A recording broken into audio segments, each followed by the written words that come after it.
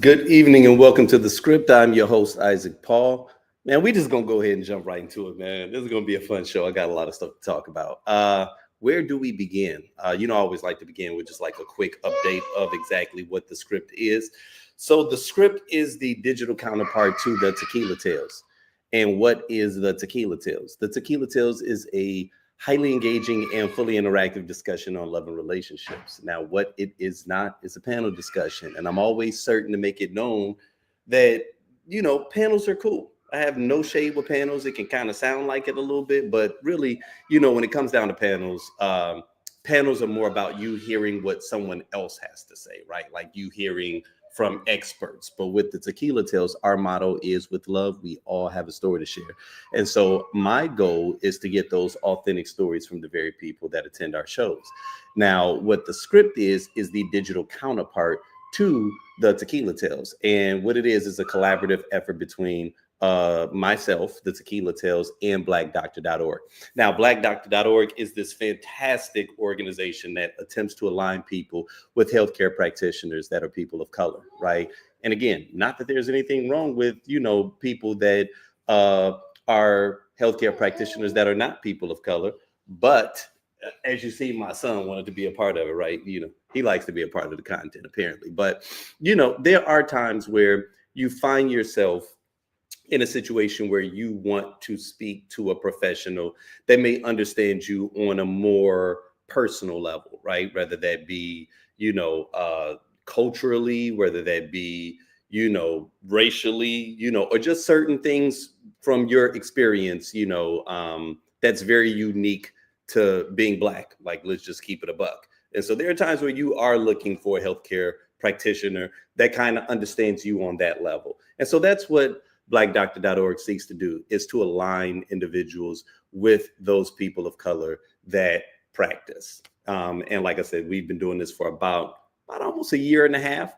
And I kind of feel like we're just really warming up, right? So this is going to be a fun show, man. I got a lot of stuff to talk about. Might even get a little ratchet, okay? Now, I normally have multiple segments. One of the segments that I'll normally do is in the news, right? But I mean, let's be honest, man. Don't nobody feel like talking about that, right? Like, shit's crazy, okay? Forgive my language, but it's crazy out here right now, right? And that's really what it comes down to. I mean, apparently we may be going into World War III. There was a peace agreement, not so peace agreement, we got Trump dropping F-bombs, on his way to the NATO summit. Like, things are all over the place. But let's be honest, right? Did you expect anything differently? Because I certainly did, right? And I'm going to be honest, strap the hell in, because it's only going to get more and more intense. Keep in mind, we are not halfway through the first year. Halfway through the first year, and already we're on the verge of war with a Middle Eastern country. We still got all the same issues that everybody claimed that, was going to be solved on day one. We still got all those like times 10, right? So, that's what the news is, man. And I just, we might touch on something a little bit later on, but I was like, I kind of want to go in a different direction. It's been a couple of weeks since, we've had an opportunity to kind of build. And so, man, I got some stuff that I want to talk about, right? And it is in the realm of love and relationships. Okay, so we're gonna watch a couple of videos.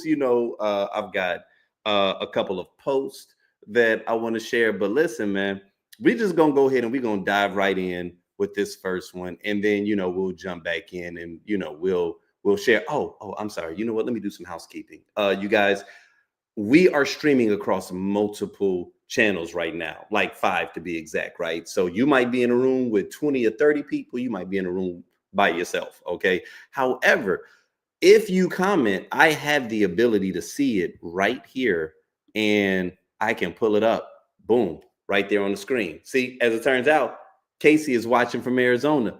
Hey, Casey. So I want you all to know that if you all comment, I'll be able to see it because we are streaming live, right? There are times I may post like a rebroadcast, but I'll let you know when we live, and we are live. Okay. It is June 24th, 2025. Okay, so just know that's where we at right now. So if you all want to jump into the conversation, let me know. If you feel so passionate about something that I say, well, you like, you know what? I don't want to send him a comment. I want to jump in the live. Let me know. I will send you a link in the chat, and we can go for some, because I got a feeling like y'all gonna want to talk about some of these topics that I got. But let's go ahead and just dive right into it. My husband should make sure that if anything was to happen, we're just not gonna be out on the streets. Right. You said if he wanted to go higher, would you be okay if he didn't want to? I would not. No. I think that's a great question. I'm not that You got to be real with yourself. Everybody doesn't have the capacity to go higher. That's true. And that does not make him a bad man. It just makes him not the right one for me. Okay. And I can receive that. Yeah. But on the opposite side with that, we also got to say we okay with being single.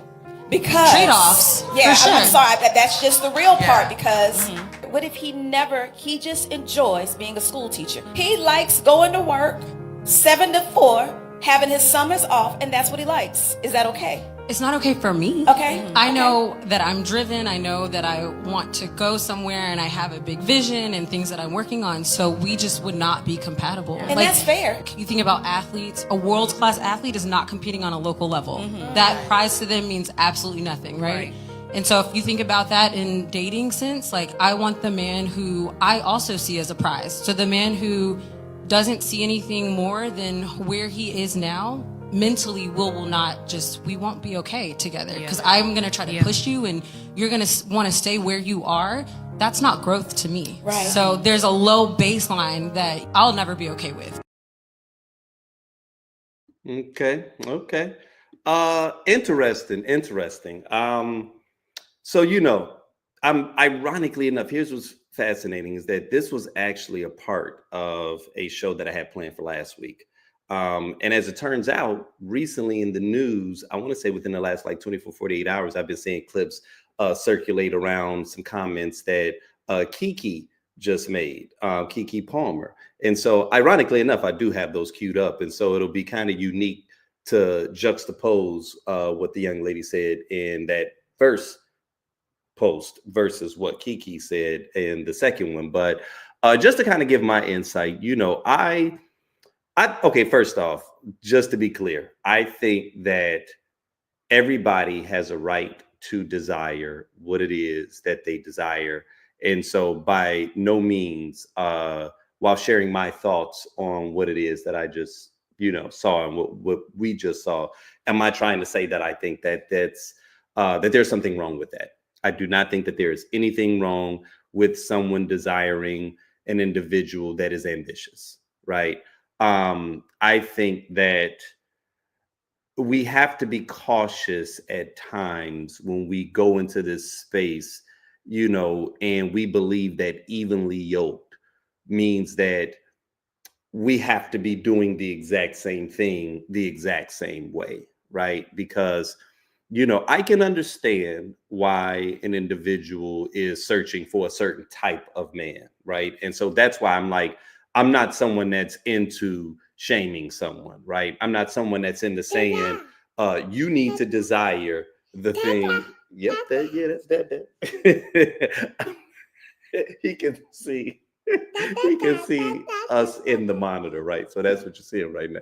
But I can understand that there are times where an individual, you desire what you desire, right? And you deserve to like what it is that you like. And so I'm not someone that's like, let me browbeat someone, and force them to like something that they don't find attractive or that does not turn them on, that they don't feel in alignment with, right? Because that's dangerous. I do think that there are times where people try to think their way into a relationship, right? They try to allow their head to do the thinking for them, but they know that for whatever reason on a core level, they're just not feeling that person, right? And so you got to be careful with that type of stuff, because you might find yourself in a situation where, you're with the guy that looks good on paper. He's checking all the boxes. All your friends envy you, but you feel loveless, right? You don't feel inspired. You do not feel connected to that individual. And to me, I ultimately think that is what is most important. I think that inside of what it is that she said, however, the conversation did feel a little superficial, right? Because to me, it feels like what she was desiring on a level was ambition, and when you talk about really what it means to be ambitious, ambitious is more than just ambitious in chasing after money. It doesn't just mean wealth conscious. You know what I'm saying? Go-getters are people that just naturally like to grow. You know what I mean? And so essentially how it sounded from what it was that she was sharing from my perspective is that, she's looking for someone that, yeah, is ambitious, but it's almost like, okay, once you have that person, what does that have to do with the tenets of what ultimately creates a good relationship, right? Like in terms of whether or not the two of you get along, whether or not the two of you vibe. You know what I'm saying? Like, I understand that on a level when we're talking about a partner, like a marriage, we are looking for someone that, we can do a lot of different things with, right? But then I think that you got to be cautious because you don't want your marriage to fully become a business partnership, right? Like, because then it will run like a business, and that's fine until you look up one day and then, you're noticing that there's a void, that there's something else that's very significant that's lacking. You know what I mean? And once again, I think that that's one of those situations where she'll only discover that once she obtains it, and whether or not she recognizes if that thing that she was desiring is actually enough. And I think that we all fall into that space sometimes. We're all searching for whatever we consider to be enough. I think what we're all searching for is we're all searching and we're all looking to settle, right? It's funny too, because I've been seeing that a lot. Like when people are like, I don't want to settle. I don't want to settle. And I'm like, I think that settling has gotten like a bad rep. It's gotten a bad reputation. And I think it's because we're not really looking at the word and the root of it. When we think about settling, we are perceiving settling as if we're accepting something less than what we desire. But when I think about settling, I'm looking at settling as you're settling in. You're settling into a situation. That's when the relationship starts to take root. At some point, you're going to have to settle.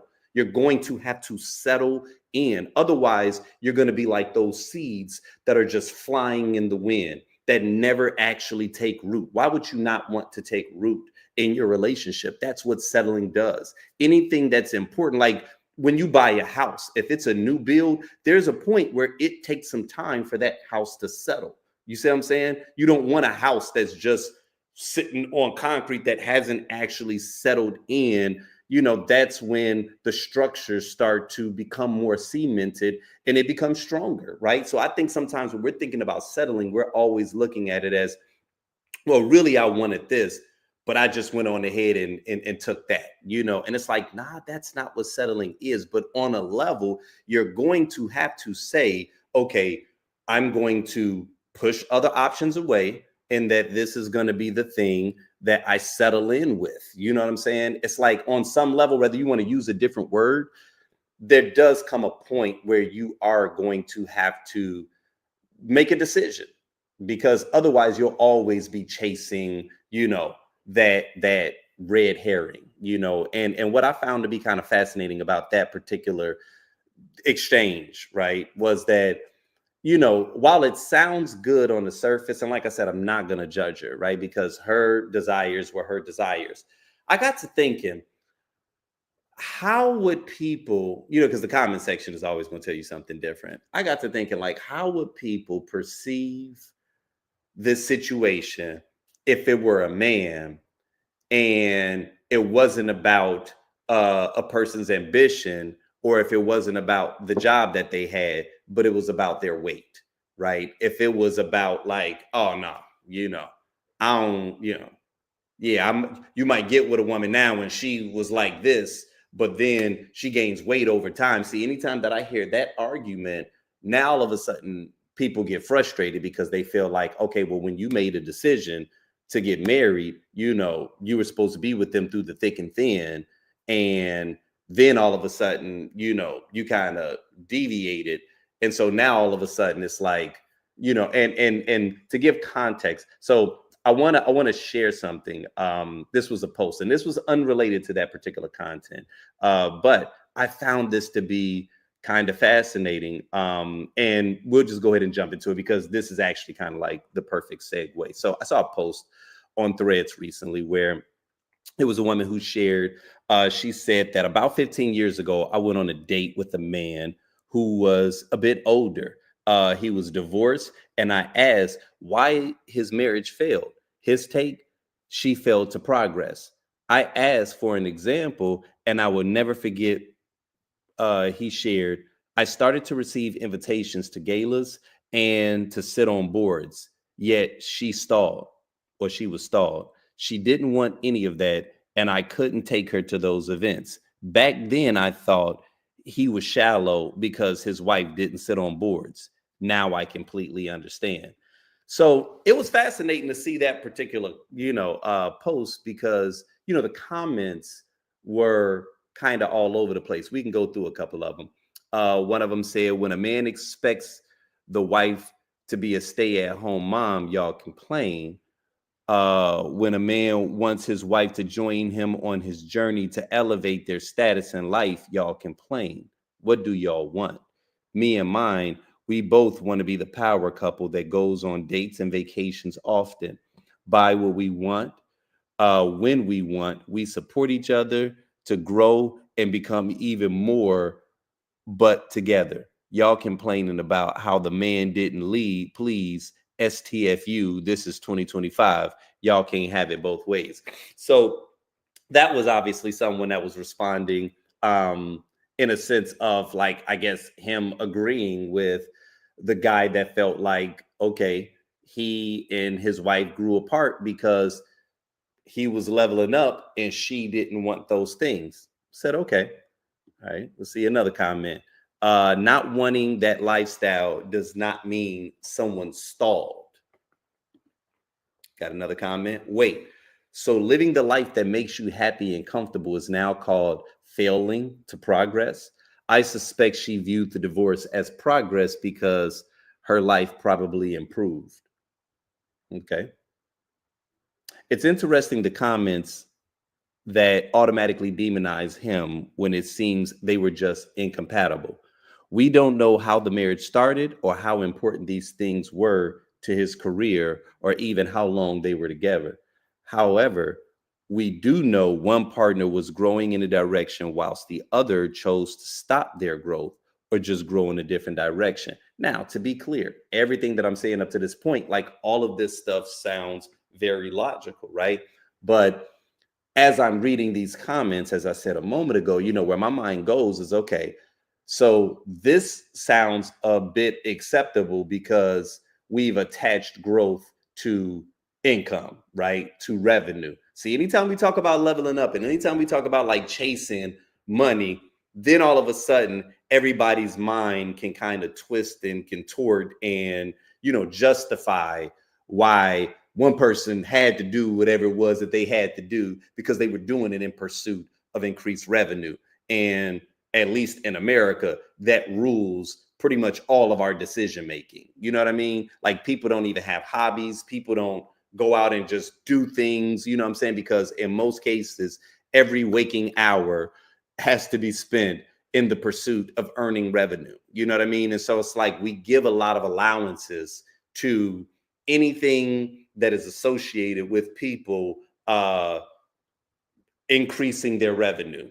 So there's a lot of people that were in the comments that I felt were kind of justifying his stance, as well as even the woman who made the post saying like she gets it now, obviously, because she's leveling up and maybe she's dating someone that kind of falls in that category of the first video that we saw, right? Like a guy that's just a teacher, someone that is just comfortable in their own space, right? But now all of a sudden we can justify breaking the bond. Now all of a sudden we can just look at it as, well, we're growing apart, right? And I'm not saying that in these moments they don't come with challenges. And I'm not saying that you should stay together. I'm just saying if we replace the earning of revenue with someone leaving the other one because they were, altered their physical appearance, right? Oh, you used to be real slim and fit and well put together, and then we got married, and then she started putting on weight. I got in the gym, I'm keeping myself together, but she kind of fell off. So yeah, you know, she wasn't leveling up where I was, so I had to divorce her. I guarantee you, right? I guarantee you that the majority of those comments would have been whistling a different tune, right? Like they would have been saying something totally different at that point if it had to do with something physical, if it had to do with something that, I don't know, I guess for whatever reason we feel it's a little bit more difficult to control, you know. I mean, I guess you can't control your weight, your physical fitness, but like aging, right? Like you can't control that. So anytime that we make a level up decision based on something that's superficial on that end, oh, we collectively can repudiate the person that decides to make that decision. But then if they're sitting on boards, you know, and they're going to galas, now all of a sudden it's like, oh, well, no, you know, I kind of get it. Yeah, this makes sense to me. And it's like, I don't know, right? Because like what's good for the goose is good for the gander. You know what I'm saying? Like it's either okay all the time or it's not. You know what I'm saying? And at what point do you determine that the relationship is worth fighting for, right? Like, do we have to be doing the same thing at all times? You know what I mean? Like, why can't he go to galas and then she just goes occasionally? You know what I'm saying? Why does she have to be, you know, the chairman of his board? Why does she have to all of a sudden take on all of his new interests in order for them to remain aligned? Like, I don't know. To me, at least, that feels like a very juvenile way to go about your relationships. And it also lets me know probably what you found interesting about that person from jump. Like, did you only get with that person because you felt like y'all were the same person? Because when you all met, it's like you all were perfectly aligned. You know what I'm saying? And now that, you know, because they say that like every 10 years, we pretty much become a completely different person. And that's not only because of life experiences, but, you know, some astrological reasons also, right? Like that just things happen. And as we develop and as we evolve, you know, we become different people. Now, sometimes you're fortunate enough to whereas the person that you are with, you all are evolving either the same way or in ways that are also compatible. You know what I'm saying? But then there are other times where it's like you evolve in a different way that the other person doesn't, you know? And there are times where it becomes difficult to maintain that closeness when something that's core to you has shifted. You know, I know that politics is a big thing, you know, until the emergence of MAGA. You probably didn't mind too much if you were dating someone that has slightly different political views. But now, because politics has become so incredibly polarizing, we don't just see politics as like how we should allocate, you know, discretionary spending as it relates to, you know, fiscal policy or, you know, the military. It's like, nah, because so much about what is involved in the political discourse, we really deeply identify with it, right? And so when someone started looking at things differently, it's like there are times where like two people can grow apart in some very core ways, you know. But this right here, in terms of like just sitting on galas and things of that nature, sitting on boards, I'm like, I don't know, you know. I mean, you all feel free to share your thoughts on this, right? Like, I mean, obviously, I'm just one data point, you know. I don't have all the solutions, but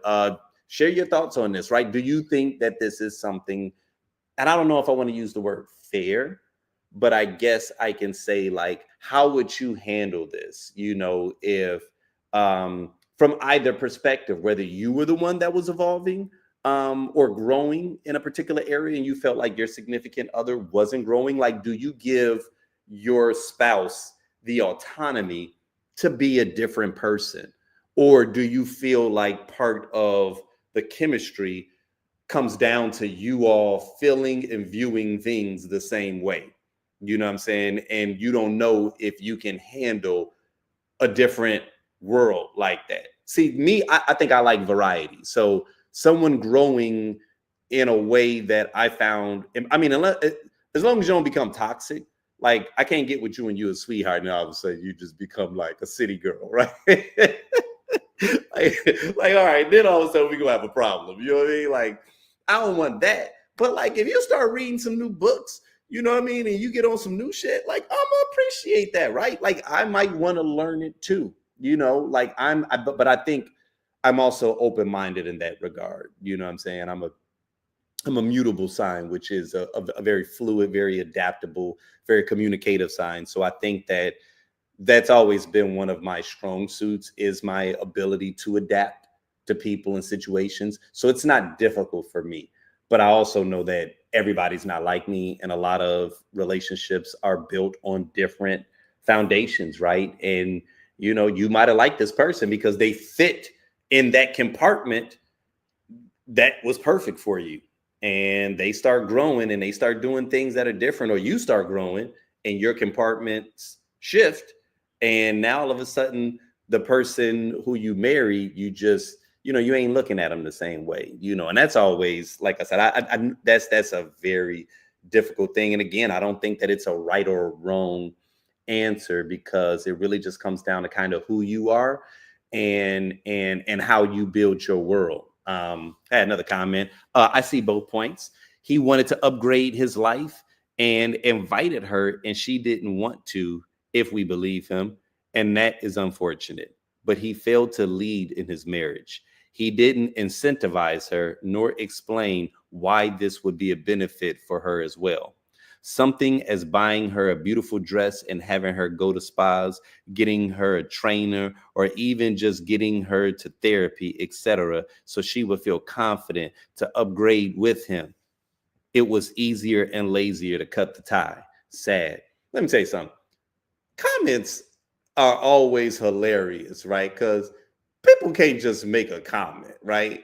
They got to go and create this entire fictitious world. Okay, like this woman shared about 120 to 200 words on a post, and already you are deeply ensconced in the nooks and crannies of this woman's personal relationship. And it's like, bro, man, get the hell up out of here. You know what I'm saying? Like, you do not know the semantics of their world like that. It's like we formulate an opinion, but it's because we projected all this bullshit from our own personal lives onto whatever this piece of content is that we're viewing. And right there, we got a whole backstory that we just know. Oh man, I'm gonna tell you what it is. See, really, what should have done? Really, I gotta get you therapy, nigga. Are you serious? Now all of a sudden I gotta arrange elaborate spa days. You know what I mean? I gotta incentivize you. The hell is this? I got to incentivize you with therapy to come along with me to a gala? Like, what the hell are you talking about? And then I had the nerve to have like 900 likes up under it. So that means that there's 1,000 other idiots that read that. I was like, exactly. You got to get a therapy if you wanted to go with you to galas. What are we talking about? Like, y'all, I'm going to need y'all to peel back, okay? Because that makes absolutely no sense. That is ridiculous. I need to just start clowning some of these comments. So here we go. I know many women who broke off relationships with good guys because of this exact same reason: lack of shared ambition. But in the comments, a lot of you are still trying to find cause or fault with the man. And I see this so often on threads where men share their experiences. Women, if we want men to be accountable for things, we should really hold ourselves more accountable as well, because it can't be that it always gets spun around so that it's always the man's fault. Now, listen, he obviously read what it was that he read, and so I can understand him feeling the way that he felt. But, you know, I mean, on a level, from my perspective, and again, I'm just like everybody else, right? Making suppositions. So my opinion is worth just about as much as everybody else's opinion ultimately, you know. But I mean, in that type of scenario, I am going to put some of the blame on him. Like, why wouldn't I? Like, you pretty much are saying because you leveled up and she don't want to do stuff that now, and my thing is, okay, so when you all got together, was she that person? You know what I mean? Like, because if she wasn't that person and you weren't that person, and then you decide to do some new stuff, and now all of a sudden it's like, oh, she don't want to do this with me. All right, well, what if tomorrow she decided to become a vegan, right? and you love a good steak, are you then all of a sudden supposed to just eat your or just throw away your carnivorous ways because you're, oh, well, you know, a family that eats together stays together? You know what I mean? It's like, nah, like that's what to me relationships are about like whether or not you guys can grow and whether or not you guys can evolve together. And I think that that's why it goes back to what I was saying a moment ago, where it's almost like it's kind of unfortunate, but it really does come down to like who you are, you know, and what the tenets of your relationship are built off of, you know. And I think that that's why for me friendship has always been so important, right? Because it's like if you're friends with the person and if that really was what drew you to them, was what that chemistry is, then I feel like there are ways you can always find your way back into the friendship. But if I got with you because of this thing, right, not because of who you are, but because of what you do, then what we do is going to always change. You know what I'm saying? Like, shit, even in your vocation, it's going to change. You might get a promotion. You might get fired. You might wake up one day and not like what it is that you do and then decide to do something else. That's going to shift certain aspects of what you do.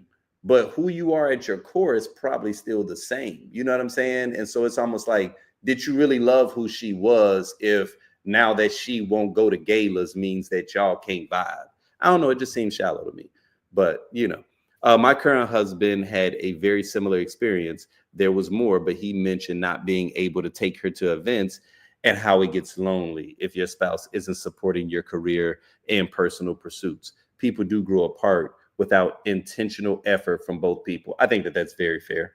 I thought that was very fair. You know what I mean? And I do think that you do have to be intentional. That does mean that even if she doesn't like going to galas, that she's going to have to sometimes go. She's going to have to, if it's important to him, and it's not that big of an ask, she's not asking you to come with him, or he's not asking you to come with him to, you know, every work outing and, you know, every day at work period. But it's like, hey, once a month, you know what I'm saying, or even twice, like there's this important thing that's actually business related, and you being my significant other, this is important to me. Like in that regard, I feel like she could make the sacrifice, right? So, you know, I'm not saying that there's no culpability on her side. You know, I just think that we have to be cautious when other people don't become who we want them to become. And it's like, but that's not who they were when you got with them. You know what I'm saying? So it's almost like, you know, again, I think that sometimes we can approach relationships in a very juvenile fashion. This one right here will end on, because this kind of reminds me of my parents. My dad loves going to events. My mom hates going to events. They have been together since, 87. They always include each other, but don't force each other to do things they don't enjoy. My dad is on several boards and people don't even know he has a wife. And my mom likes to keep it that way. She hates false pleasantries and noise in general, but she picks out his clothes for all his events. You have to put effort in a relationship. And so that to me is kind of interesting, right? Because it's like, that's how I get down, right? But I can just feel the jeers from the women that probably read that and that might even be watching this or listening to it later, right? Because one thing that a woman ain't gonna do is not make her presence known, okay, to all the other bitches that you work with, okay? So I get it, right? That might not necessarily fly, that they don't know you exist, right? So that might have been a bit of a reach. You know, I think that it's important that your presence be known, but I can also vibe with it if it's like, it's not something that you center your work identity around, right? Because that's how you earn money, or that's a hobby. I don't think that every conversation has to begin with, well, you know, my wife, you know, and because I do know that there are times where that happens. And I don't think I think that the reason it's done is out of an attempt to keep things above board and to show respect to, you know, your significant other.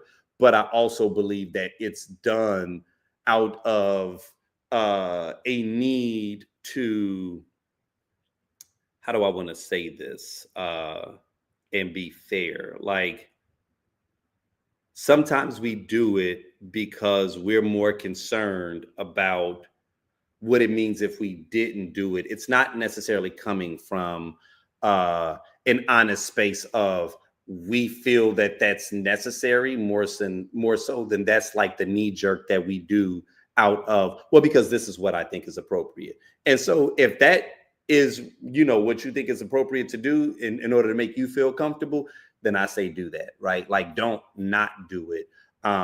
But also when people don't feel the need to do that, I get that also, right? Like, because sometimes people ain't just the type of person that's like, I want to put you in all my intimate business and shit. You know what I'm saying? Like, I'm confident in what my relationship is. Like, we're confident in what our relationship is. That does not have to become my identity. I don't have to wear it on my sleeve and begin every interaction with, oh yeah, so my wife, Now, if it's natural, then do that, right? But I do feel that there are times where sometimes it gets forced, and it's forced because we may be dealing with a significant other that may have trust issues, and that's our way of attempting to acquiesce to an individual's trust issues. And like I said, if it works for you and it floats your boat, then have at it, right? But in situations like this where it doesn't, I don't judge it either, right? Because I get it. Like, sometimes people just got different types of relationships, and it is what it is, here we go. All right, so here is another clip that I thought was kind of interesting, and this comes from a very popular dating influencer. He's actually pretty legit from what I've seen, and I even know someone personally that has utilized his services. So I'm just saying that to give Anwar a special shout out, but here we go. Girl, the corniest guys make the best husbands. And anytime a client comes to me and says, oh my God, he's so corny, I said, girl, this is your future husband. Now, as a dating coach for 14 years and as your fairy godbrother, I know that this is going to sound really crazy, but I see it as I get 2 to 3 women into relationships every week. A lot of them are not ready for this kind of guy, but once they're in a relationship with him, it's the best relationship that they've ever had. Now, the reason why corny guys make the best boyfriends, partners, and husbands is because, one, they actually are true romantics. It's not games. So they're going to do things because of the love for you that they have, not because they want to impress you, right? So they're going to do the flowers. They're going to open the car door, the restaurant door. He's going to make the plans because he's a true romantic. Secondly, he's going to support you, right? He's going to make you the main character of the relationship versus the other way around, which will allow you to expand and be the best version of yourself. He's going to love the things that you hate about yourself and in turn help you love yourself.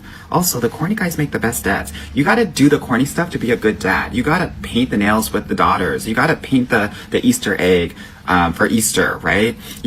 He's the guy who's going to do your daughter's hair and do the braids and all of that, which is quote unquote corny, but necessary, intimate, loving, quality time that is necessary. The top things that are preventing a lot of women from getting their best corny husband is the fact that oftentimes I will hear, oh, he's so boring, I'm bored. Please understand that boring equals peace. Yeah. And that a lot of us are used to being on a roller coaster ride in a toxic relationship where there's highs and there's lows, and that feels like excitement. But when you're on a roller coaster, girl, please understand that you're going to get sick after a while, and it always leads to the same place and you don't go anywhere. I would much rather be on an Amtrak train going to a destination with great views and some Wi-Fi, right? The work on boredom is making sure that you're stepping into your main character energy so that you're never bored. Number 2, a lot of us are used to chasing. A lot of us are used to investing. That's how we connect. Please understand that often comes from a bonding pattern we get from our parental units, which means that we're going to have to unlearn how to do that so that we're not overly invested. Because oftentimes what happens is because you don't have to invest in a guy, you won't feel the attraction. And the fact that he's investing so much in you, you're going to actually be turned off from that because you're going to be like, well, why does he like me so much? Girl, he likes you because you're worthy of being liked. Right? And we have to learn how to allow and accept and receive love. That's the work. Thirdly, branding. Most of us have a certain reputation, and this corny guy might not align with our quote unquote brand, and we're going to have to let our brand go in love. Right? Most of us are dating based on what our mothers want, based on what our best friends want for us, and the opportunity for you is learning how to date for yourself. Okay? So girl, if you need help with all of that, just book a call with me. Like, we'll get that all situated so that you can get into the healthiest, loveliest, corniest relationship of your life, but a safe and peaceful one that makes you happy. Here's the thing, girl. I will take a Phil Dunphy from Modern Family, a Randall Pearson from This Is Us, a Ned Flanders from The Simpsons, Carl Winslow from Family Matters, Uncle Phil from Fresh Prince of Bel-Air, the dad from Sister Sister, Barney Rubble, Gomez Adams from The Addams Family, any guy from PBS, LeVar Burton, Mr. Rogers, any of those corny guys, because they're going to make the best husbands. What corny TV husband do you love the most? Okay. Listen, I think that there was quite a bit that he said that had value, but this goes back to what it was that I was sharing earlier, man. I am not a fan of suggesting that someone attempt to get with someone that they are not naturally drawn to, right? Like if you have not evolved to the space where you actually desire that thing that you're going after, I don't recommend that you even waste the man's time or the woman's time in getting with that individual because it's the right thing to do, right? Because, again, first off, he said Carl Winslow. You want a woman to get with Carl Winslow? Be careful with that, right? Because I think it really comes down to what the person ultimately is looking for in the relationship, right? Now, if what you're looking for, what you desire is companionship. And there are times where people will acknowledge that, I've never really, cared too much about how the person looks. They're more invested in how they make you feel. And so I can understand his advice in that regard, right? Of saying, okay, go out on a couple of dates with the corny guy and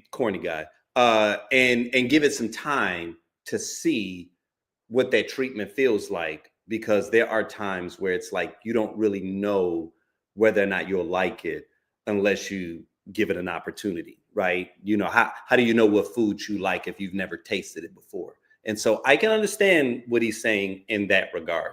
I think first and foremost, it's just the descriptor of corny, period. You know what I mean? Like from a content perspective, I understand why he's saying that. I think that if we are going to evolve the messaging beyond what's comfortable for real, once you actually fall for them, what you learn is that they never really were corny, right? And so I think that is probably what could be added to overall what it was that he said. Because if you go into it thinking, all right, I'm dating a lame nigga, you know what I'm saying? But it's the right thing to do. You might go in thinking that throughout the totality of that relationship, he's going to remain the lame dude. And it's like, no, he's not. What you're going to realize is, okay, he actually is kind of funny. Okay, he's actually got swag. You know what I'm saying? It's a different kind of swag than what I'm accustomed to. It's not natural alpha male machismo swag that is hyper masculine and hella toxic. It's not that kind of swag, but it's a different kind of confidence. You know what I'm saying? You still feel protected by this guy. You still know that ain't nobody about to try you when you with this dude. And so what you realize is that some of the things that you were initially attracted to in those other men, it wasn't just because you physically found them attractive. It was because of what you thought that particular trait was associated with, right? You thought that particular trait was associated with strength, which made you then feel safe or secure, right? But what happens when the person who has different aspects of their character, different ways of behaving that you may not be familiar with, you give them an opportunity to show you what their value is, you may end up realizing that this was a lot better than what you had first imagined is what security felt like, right? And so I think that ultimately that I understand the intention behind what it was that he was saying, and his overall message. It's just when I think about corny guys, I'm like, nah, there are some guys out here that are like corny for real. You know what I'm saying? Not like quirky, not like tells a dad joke. You know what I'm saying? Not square, right? Because see, there's a difference between being square and being corny, right? See, being corny is that try hard dude. Being corny is that guy that, you know what I'm saying, thinks he's a little bit more than he really is.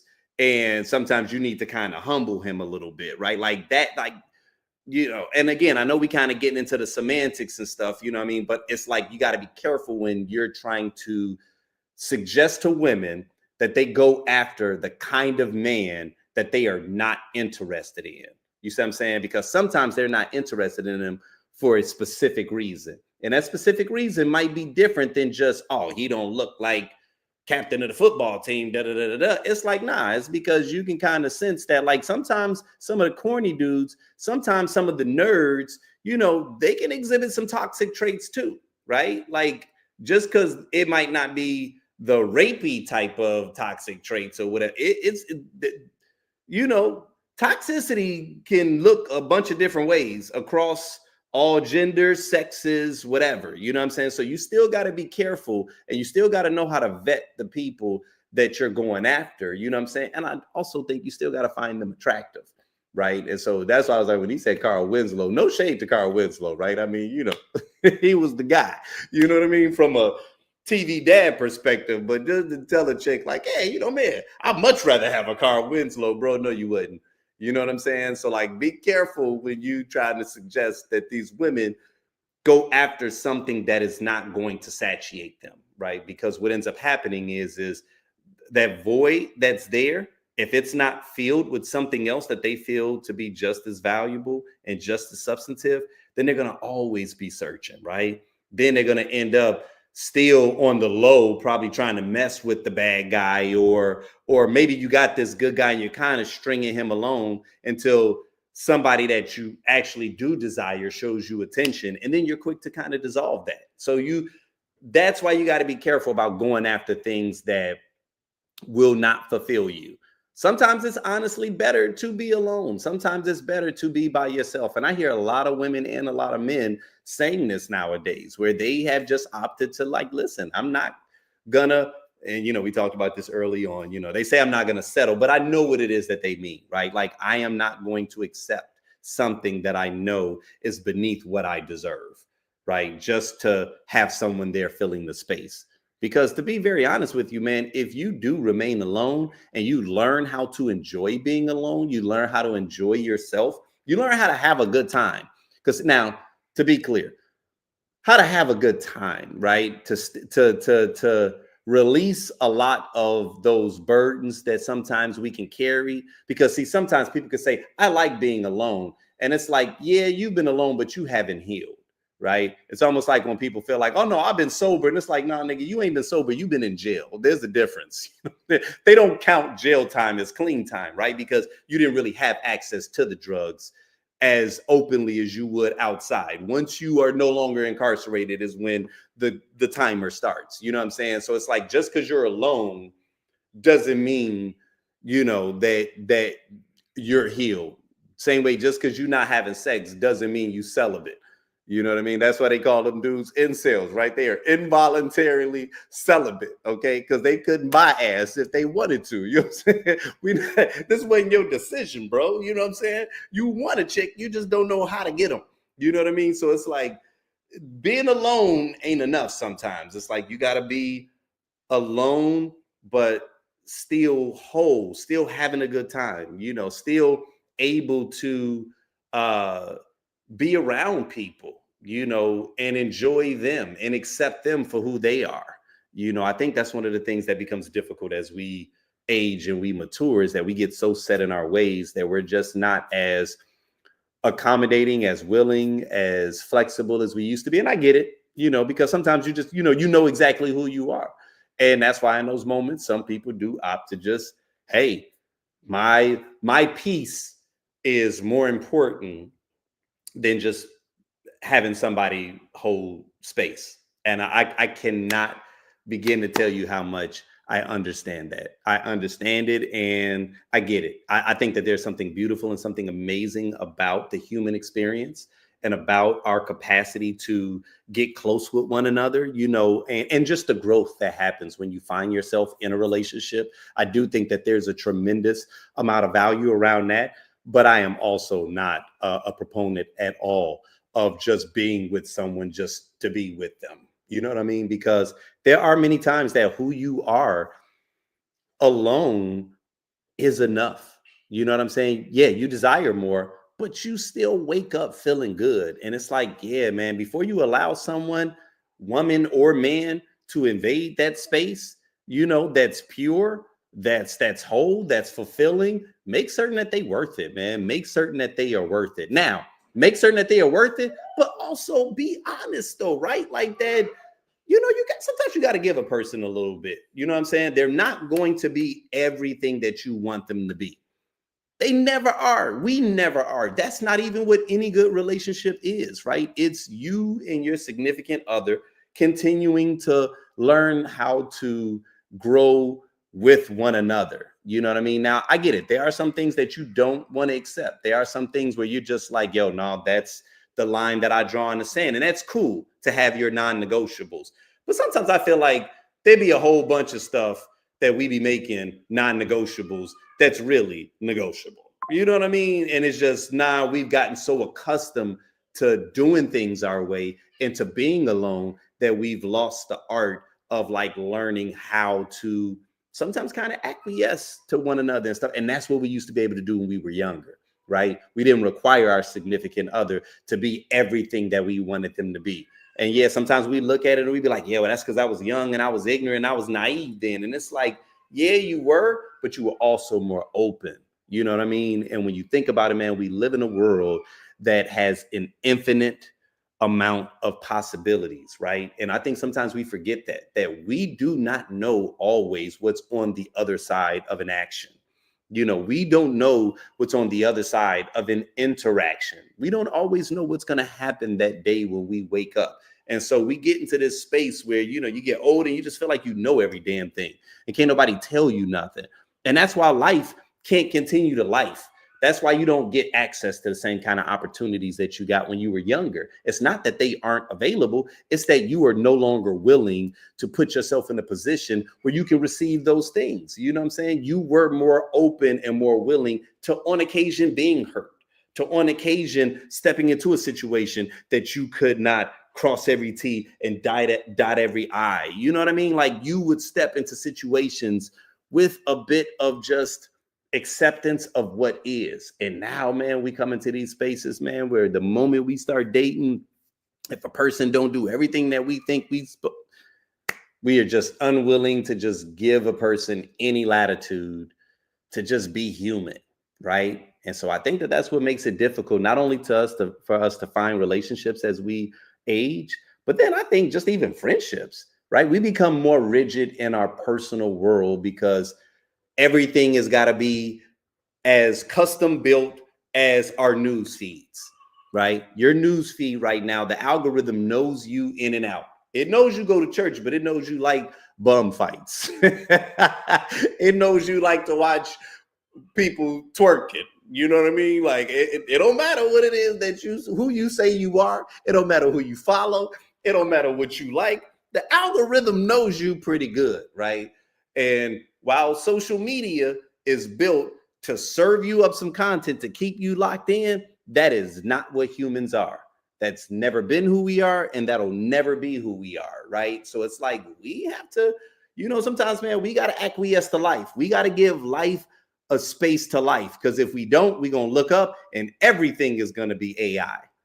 Everything is going to be AI, man. I swear to God, we're going to talk on that in a minute, man. But yo, this AI shit is getting crazy, yo. It's getting crazy. And I don't know if you all are tapped in or if y'all are as tapped in as I am. But when I tell y'all, it's getting crazy, okay? It's getting crazy. I am starting to see, like, you start to hear about the AI influencers, right?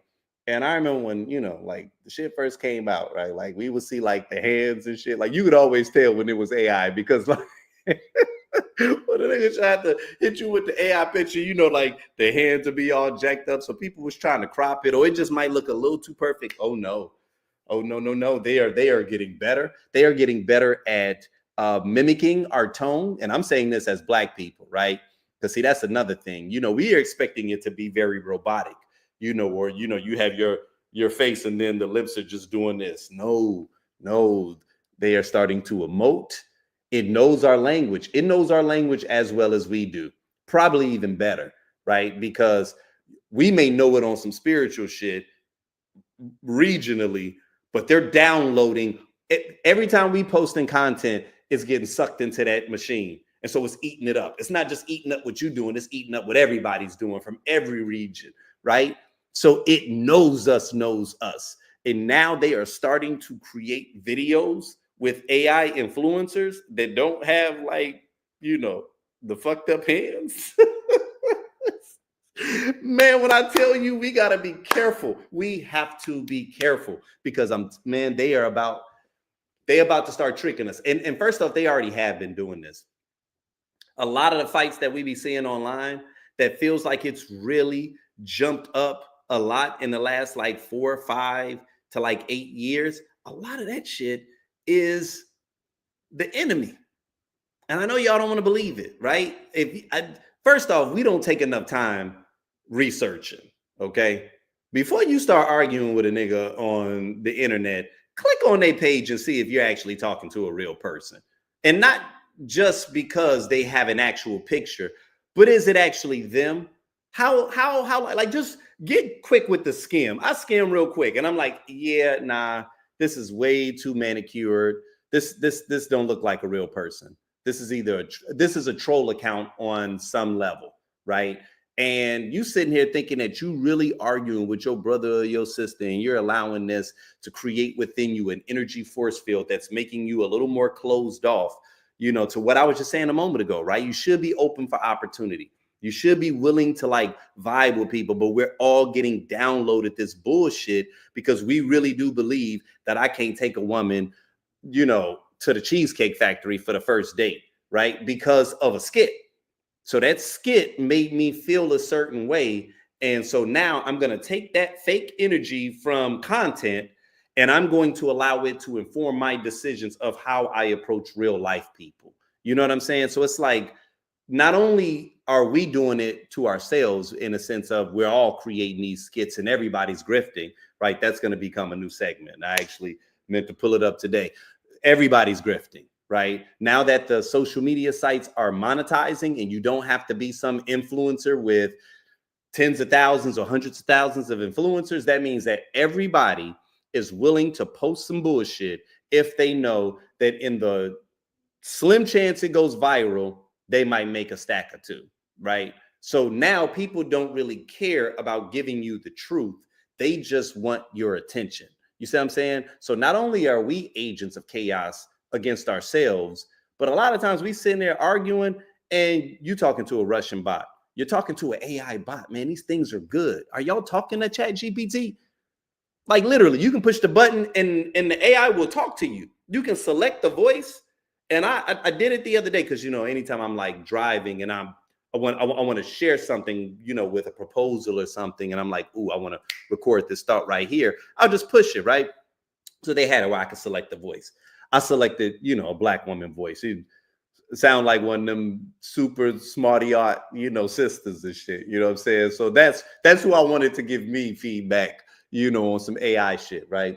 But I've even noticed that they've gotten better with how they are like replying back. Still the same content, but the pauses that it's taking, take moments where they will make it seem like she messed up or misspoke, like, and I'm catching it because I'm like, this sounds like I'm talking to a real fucking person right now. You know what I mean? Like everything about the voice tone, intonation, like the pauses, like all of this stuff, they are getting good, like good. And now that they got the video, that so imagine it, right? Like I can use this AI influence. I can just type in whatever it is that I want. You know what I'm saying? I want it to be brown skin, you know, short locked hairstyle, gorgeous fit, but I want her to say this right here. You know what I'm saying? Like they already know the kinds of content that typically tracks.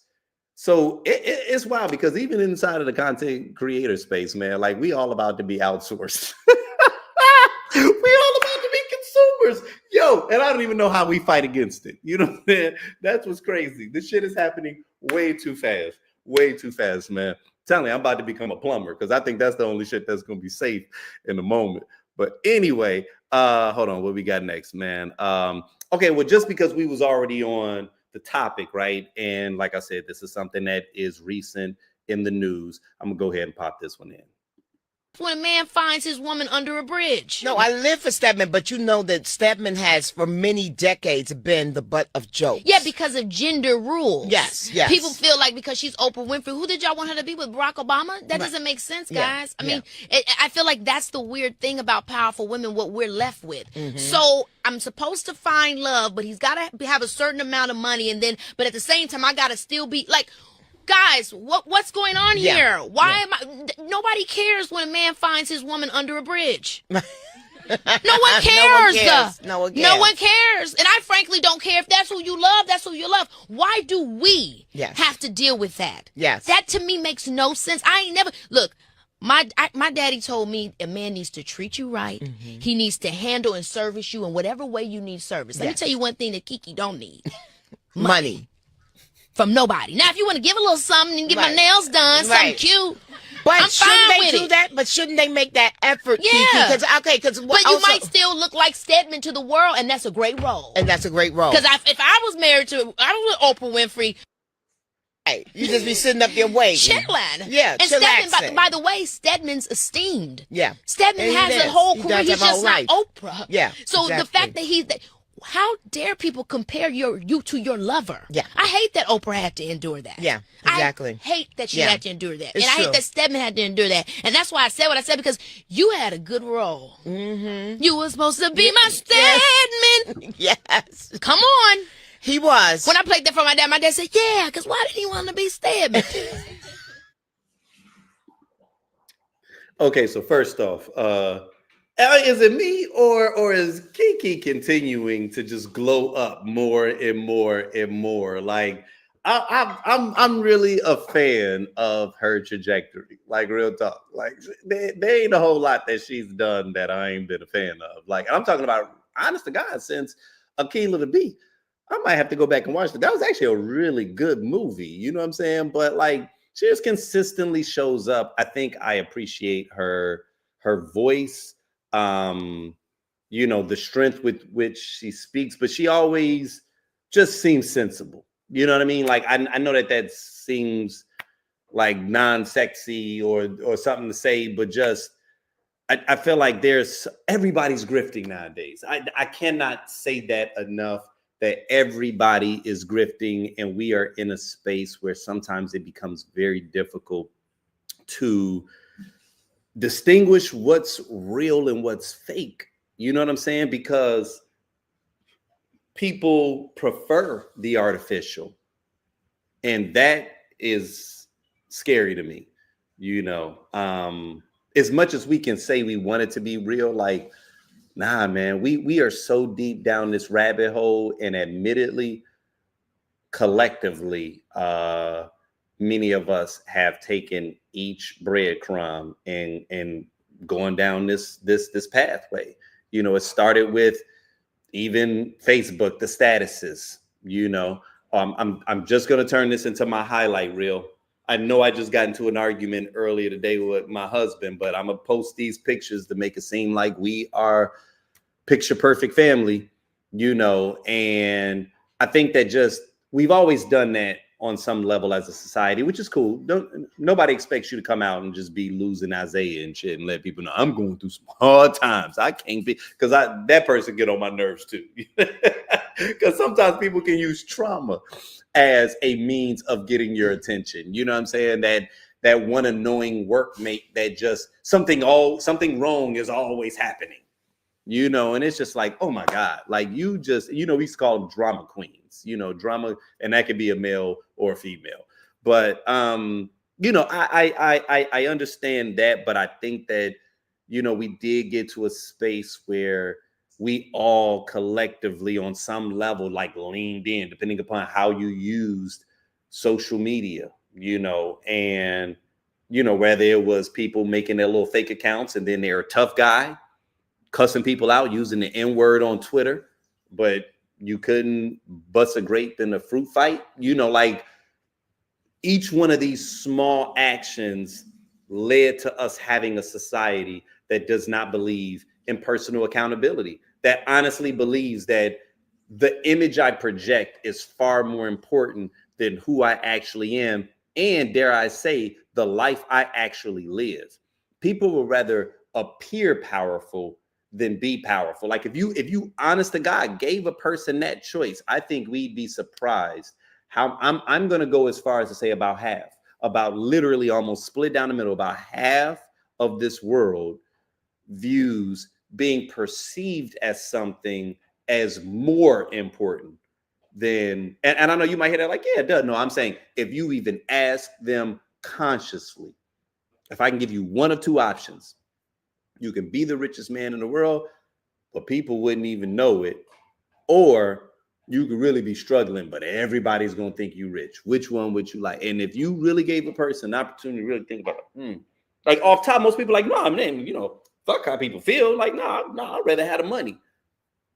Now, if they really thought about it, there are a lot of people, man, that are way more invested in how you feel about them than how they actually feel about themselves or about things in general. You know what I'm saying? And so it's like, I think because we've all kind of bought our way into this space, like we're in a space, man, where I think people prefer the artificial. You know what I'm saying? Like, and so as AI starts to come in more, like even if we want to push back, even if we wanted to revolt, we're going to pretty much show how we view this space with our attention, because the AI created clips are going to be the ones that we support more. We might even know that that's an AI influencer, but don't let them be funny.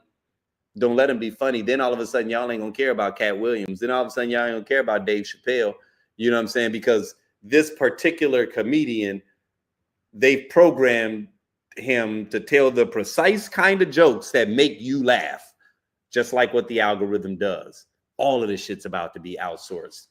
You know what I'm saying? Like, I remember they were talking about this for a while, and this is one of the things that they're afraid of as it relates to like actors and Hollywood and stuff, because they know that the moment that they really get into this, like maybe not Netflix per se, but one of these platforms is going to they're going to get to the space. And I think we felt like this was like decades away.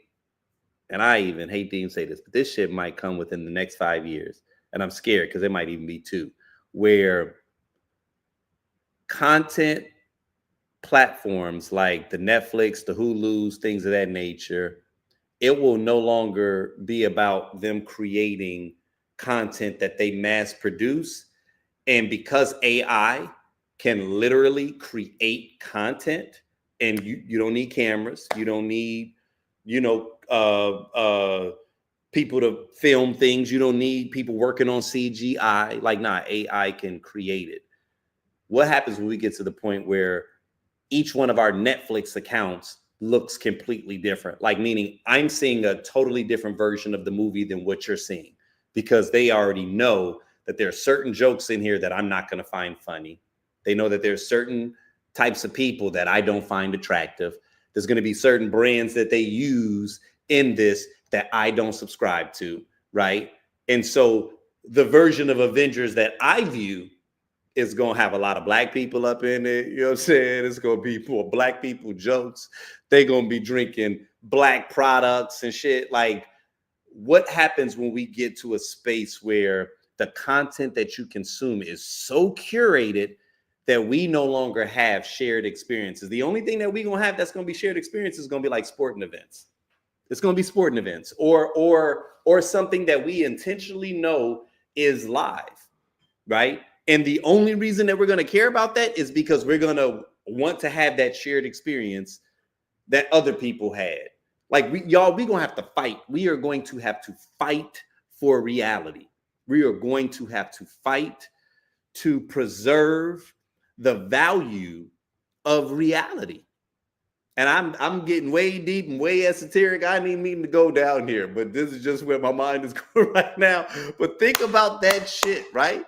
Where the movie you got served up, the comedy special that you saw had different jokes than what everybody else saw, right? Or maybe not everybody else, but damn sure very different than everybody else in your household, all your friends. You know what I'm saying? Because of the fact that they want to monopolize your attention. And so they don't have time for imperfections, little human imperfections. No, they need to be able to perfectly curate this piece of content to keep you engaged, because collectively as a society, we've shown an almost unwillingness to give people an opportunity to be human. We're doing it in our dating world. If you're not fucking perfect, y'all, literally, I was gonna cue this up today. Oh, using my phone. I saw a post earlier today, and matter of fact, I'm gonna see if I can pull it up, because I thought it was fascinating. And of course I had to make a comment just because I was just like, are you serious? You know what I'm saying? But hold on. So I just want to read this. It was a woman that said, she said on her account, she said, I need my man to find me fast because this is exhausting. Now, this was dating threads, right? Now I'm gonna just read the exchange. It's very brief. So the exchange starts with her saying, we need all the prayers. He responds, this is true, exclamation point. Her response, what do you do in your spare time? He responds, spare time, ... What's that? With like an emoji like this and like the, squirmish emoji. Her response, if you don't have spare time, then you don't have time to date, with like the shrug emoji. And his response, by that logic, possibly, but no time is spare. It's just time. We chose how and who to spend it with. Spare would give someone the ideal that you don't care about it, like spare change. All my time is precious. It's the most valuable thing I have to offer, whether that's dating, working, or simply relaxing. So, this is one of those things that I would have naturally taken us through the comments, because I was actually surprised. First off, this was one of those things that was like split down the middle, right? Where a lot of the women in the onset was basically like, yeah, this dude extra. He probably one of them that be talking about grand risings. They called him a hotel man, like they was giving this nigga the business. Okay, like I thought it was kind of entertaining the way that like people would just kind of go. Somebody was like, this wasn't deep, this wasn't poetic, this wasn't profound, this was straight BS. Instead of just answering the question, he's playing semantics, trying to look smart. This was completely unprovoked. I hope you blocked him.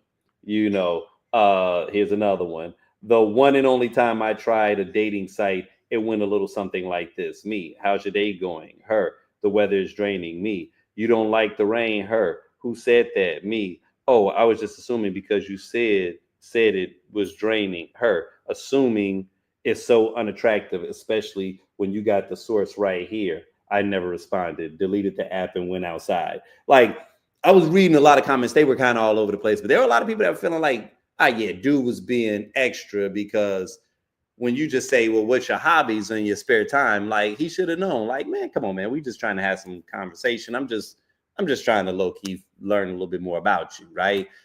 But he was just like, man, spare time, man. What's that? Right. So I saw that as him responding, being playful.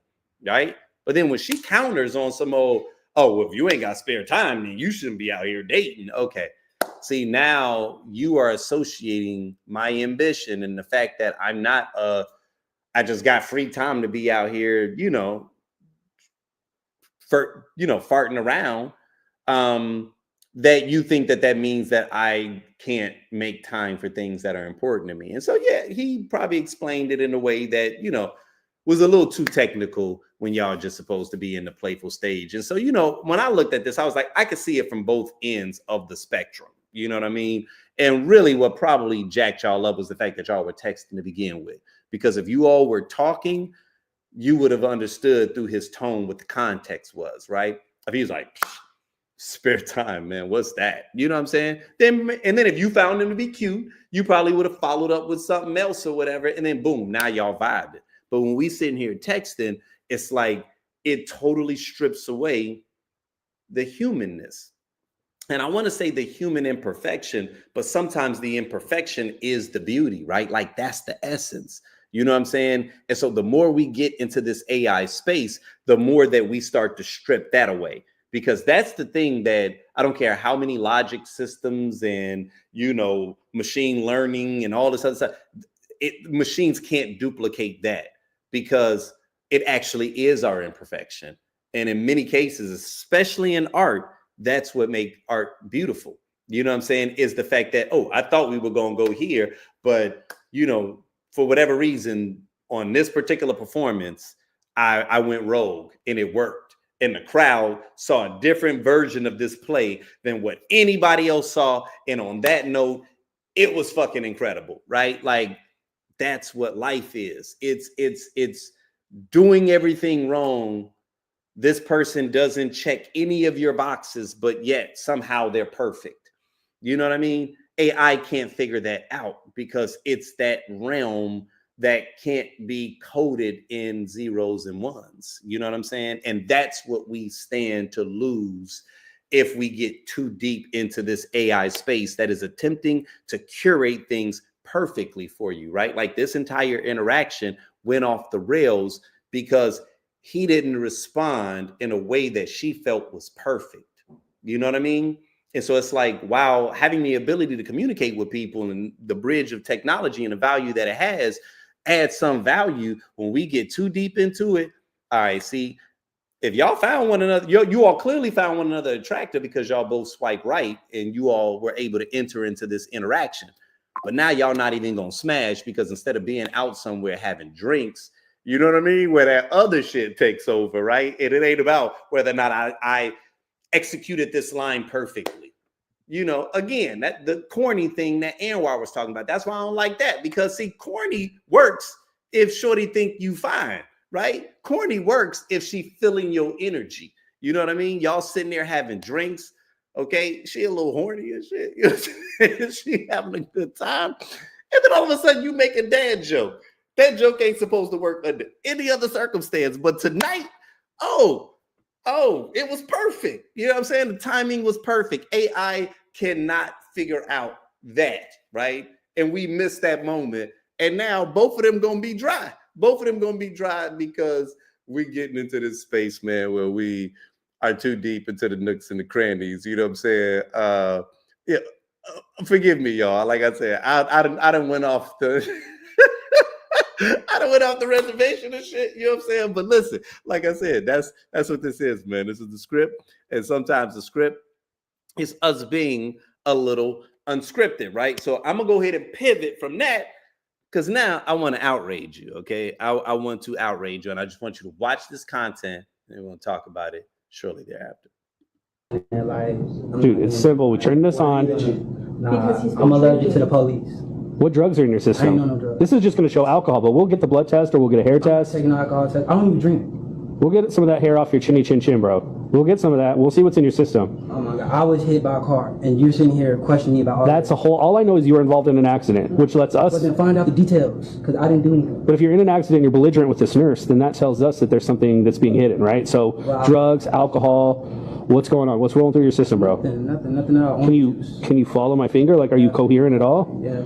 Right, okay. Well, then we'll take this test. Again, I got a fresh. No, we're not. Can you keep that away from me? Is your car in the parking lot? It was hit by the other car, so it should be where. How'd you get here? Okay, drunky McDrunk pants, that's not what I asked. You could have had a little fender bender and drove yourself here. You don't have to be rude and belligerent with me right now. Okay, Smarty McSmarty. This is, hey, sure. No. There's no call for that. You are a nurse. You should have knew that I wasn't intoxicated when I came in. You know, how many intoxicated people do you deal with all day? A lot, and that's why you are exhibiting a lot of those same behaviors. Excuse me, sir, without talking to you, I'm talking to the nurse. Then please, by all means, because we wouldn't have to be involved. Because now we're getting this test off you one way or another. Please, finish your conversation with her. Continue to show us how belligerent you are, because you can't even finish your conversation with her. No, we'll sit here and watch you. Have a conversation. That's not even a show her the respect. I'm at the hospital. That has nothing to do with the medical. When you're talking to her, you're disrespectful, and then you want to say that you only want to talk to her? So do you want to talk to us or you want to talk to her? She should be checking me for a concussion. I told her I had a headache. She told me I had a hangover. That's not our problem. You don't have any life-threatening things, so... How do you know?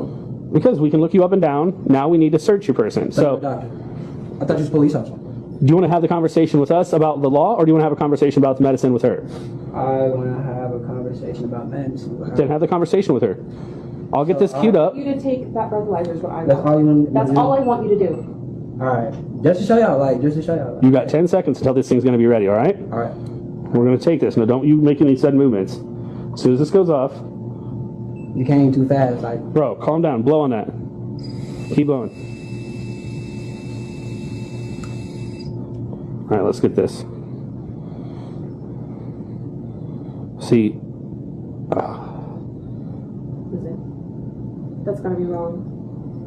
What do you say? Like, what's going on? Like, I took y'all test. Can I go now? All right, we're done.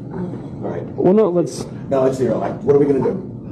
Well, he's belligerent. All right, thank you, sir. Maybe he's got. Hold on, he can still have drugs in his system. I don't have any drugs in my system. You don't have any weapons on your person? I don't have anything. Can y'all please stop harassing me? All right, we're gonna go before we get to the point. Please. Alright, let's take a concussion test. Come up.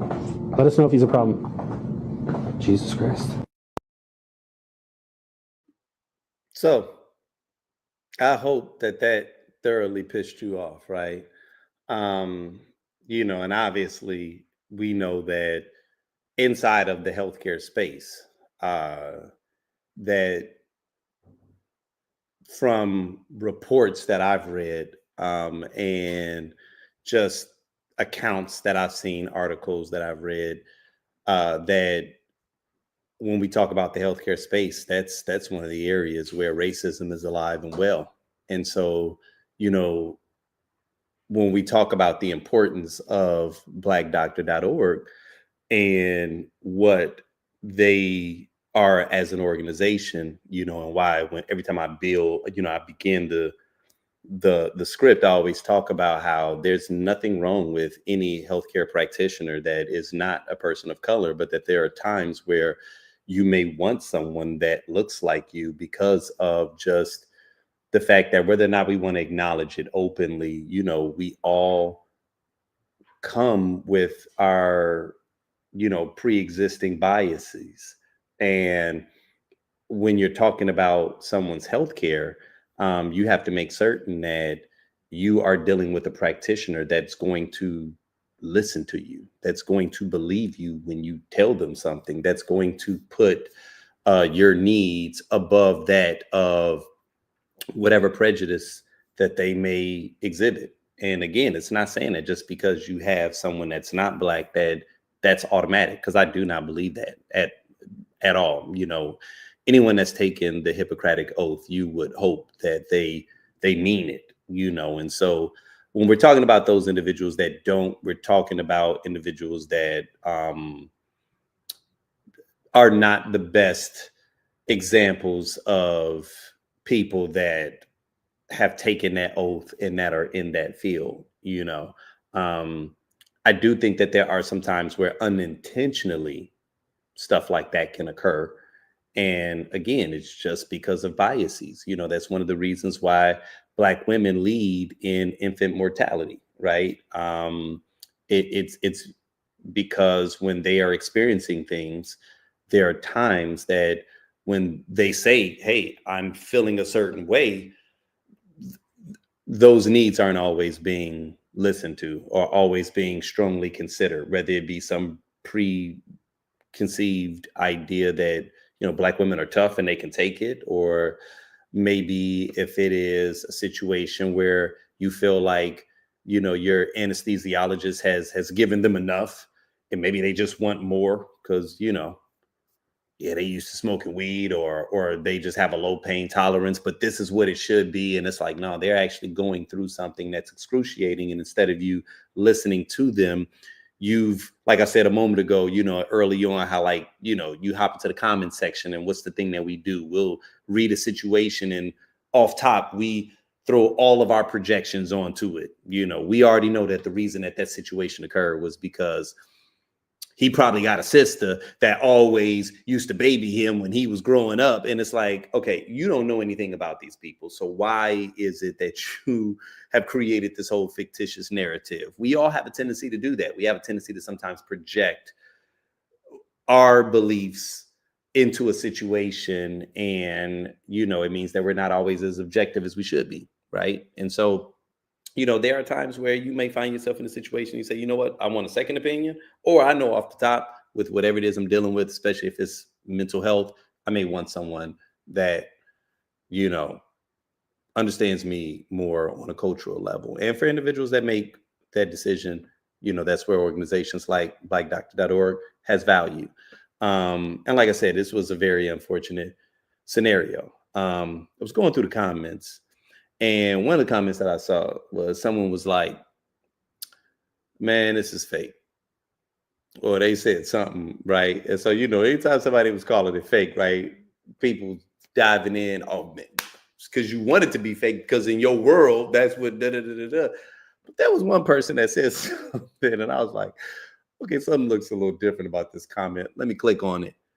And it was a sister that was calling it out. That was like, yeah, this is fake. They're I can't think of the word that she used, but grifting, basically, right?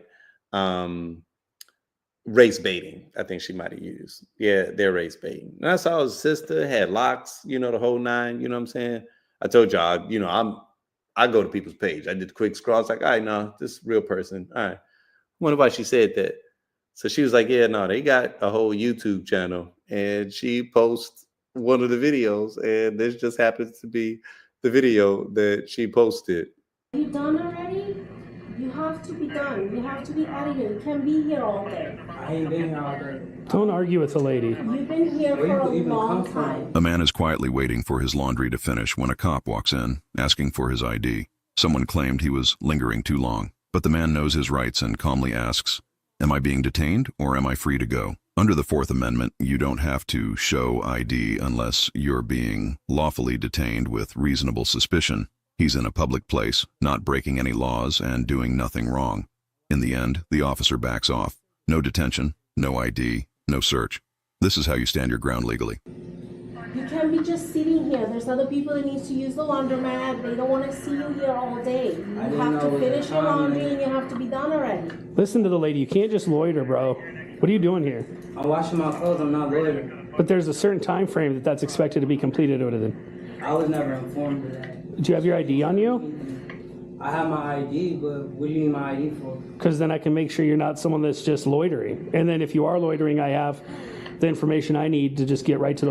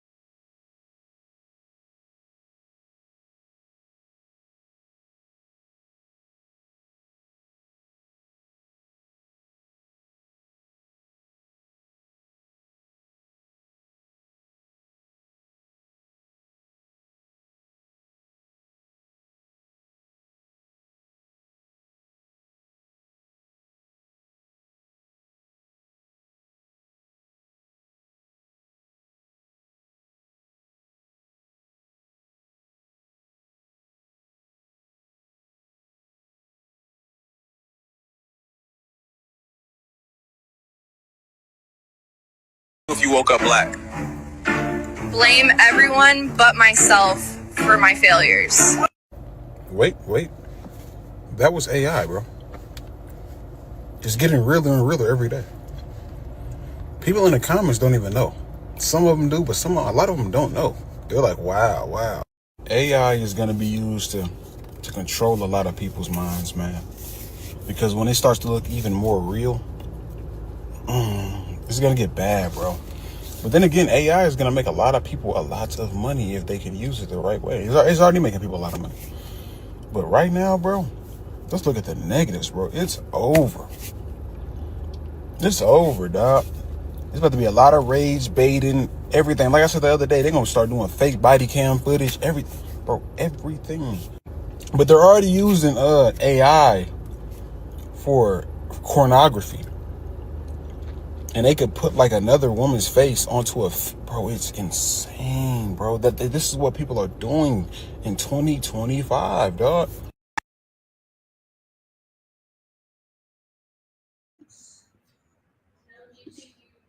Okay. So, that is in essence what I was just referring to. And what's crazy is I just realized that I had a malfunction and that my audio feed had cut out. So I apologize if you all were watching that, because just trust me in knowing that I dropped it. I just need y'all to understand that I was dropping it, okay, in that last one. And I feel bad that you all were not able to capture that. But just know that there is a version that I will release later with that segment, you know what I'm saying, that has the audio, because I always have a backup. So I do apologize. I was sitting here passionately. You see, this is why I'm upset with y'all.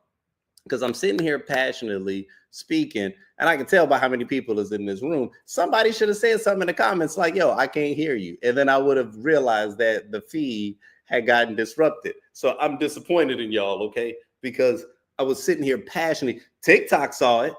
TikTok heard everything I said, okay? But y'all didn't hear it, you know what I'm saying? But, it is what it is. So I guess y'all will just have to catch that on the back end, you know what I'm saying, when I re-edit it, and just know that what I just said was strong. Luckily it wasn't that long of a segment, but really what I was just saying was that on the back end of witnessing that laundry scene, that what we realized was that was fake, right? That was fake. And that even though that first scene may have outraged you, what you realize in looking at the second scene was that it was a grift, that it was a grift. And that we have to get to a space in society where we appreciate the truth. We appreciate the truth, because we literally live in a world where even the news agencies are totally invested in monetizing our outrage. Like they figured out how to monetize our outrage, and so because of that, it makes it so much more complicating to remain tapped in.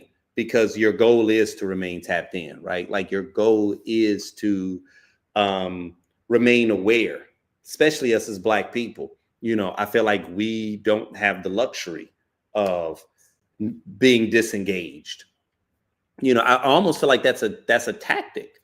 I feel like that's one of the biggest tactics of this administration, is they know how to not just gaslight you, but how to smoke screen you, and to run a blitz where you're getting attacked from so many different areas that it becomes hard to navigate your way through this maze, and it can make you want to tune out. And what I was sharing a moment ago was just that on one level, I can kind of understand it, because if 90% of what you see is geared towards monetizing your outrage, I know the kind of psychological effects that can have on you, just even from a control perspective. And so I think that, while I don't have a solution on a personal level, especially as it relates to like personal accountability, one of the things that you have to be certain that you're doing is being very intentional with the information that you seek out. You cannot rely on the algorithm. Do not rely on the algorithm. The algorithm is dangerous, right? Because the algorithm, like we were talking about earlier, the algorithm's goal is to curate the thing that's going to keep you engaged. And that's not always the truth, right? Like when I showed you all those 2 videos, I can even see the numbers spike because people that was watching it, it's like, what gets us more engaged than racism? Why do you think the WNBA right now is finally becoming profitable? It's because of racism, right? It ain't just because of Caitlin Clark and her ability to pull up from anywhere on the court. Yes, that was nice to watch. But the moment that her and Angel Reese got into their clash, that is what ignited what is more American than apple pie, which is racism. Racism is going to sell anything. It is literally why we have the president that we have. That was what he decided to do that none of the other Republicans wanted to do in 2016. They were still using dog whistles, right? So to be clear, that party's been using racism for about 50, 60 years, but they use dog whistle. And he was like, what happens if I amplify it and put that shit on a bullhorn? Well, as it turns out, you'll clear the Republican primaries and win the presidency, right? Kind of sort of this last go round. I don't believe that shit, but that's a whole nother story. You know what I'm saying? But, it's what keeps people engaged, right? Because that is what this country was built on. It's literally ingrained in the fibers of America. And so if you don't think that AI is about to start to pepper that in, and not to even lead you anywhere, just to keep you engaged so that they can sell you some shit. So it's like, we got to be cautious, man. We have to be very cautious. We have to be very vigilant, and we have to be responsible, right? And what that means is yes, it's okay to, deal with your curated news feed, but we got to start getting back into the space of like investing time, right? Going to the pages of the spaces that you want to see. Because see, back in the day, we thought because we followed a person, we were following them so that we can see their content. I don't know if y'all have looked at you all's news feed in the last couple of months. Like literally, tonight, tomorrow, whenever you hear this, the next time you hop on social media, specifically Instagram or Facebook, I want you to scroll and I want you to pay attention to how many sponsored or suggested posts that you're seeing, how many ads, and then how much content from actual people you follow that you're seeing, and just a random scroll. I want to challenge you to scroll for a minute. We should call this the minute test. You know what I mean? Where I just want you to scroll for a minute, and then we should all count the results of what our news feed looks like. Honest to God, I think that would be fun. We should probably do that shit just so that we can send a message to the social media companies and let them know, I'm clocking the bullshit that you're on, right?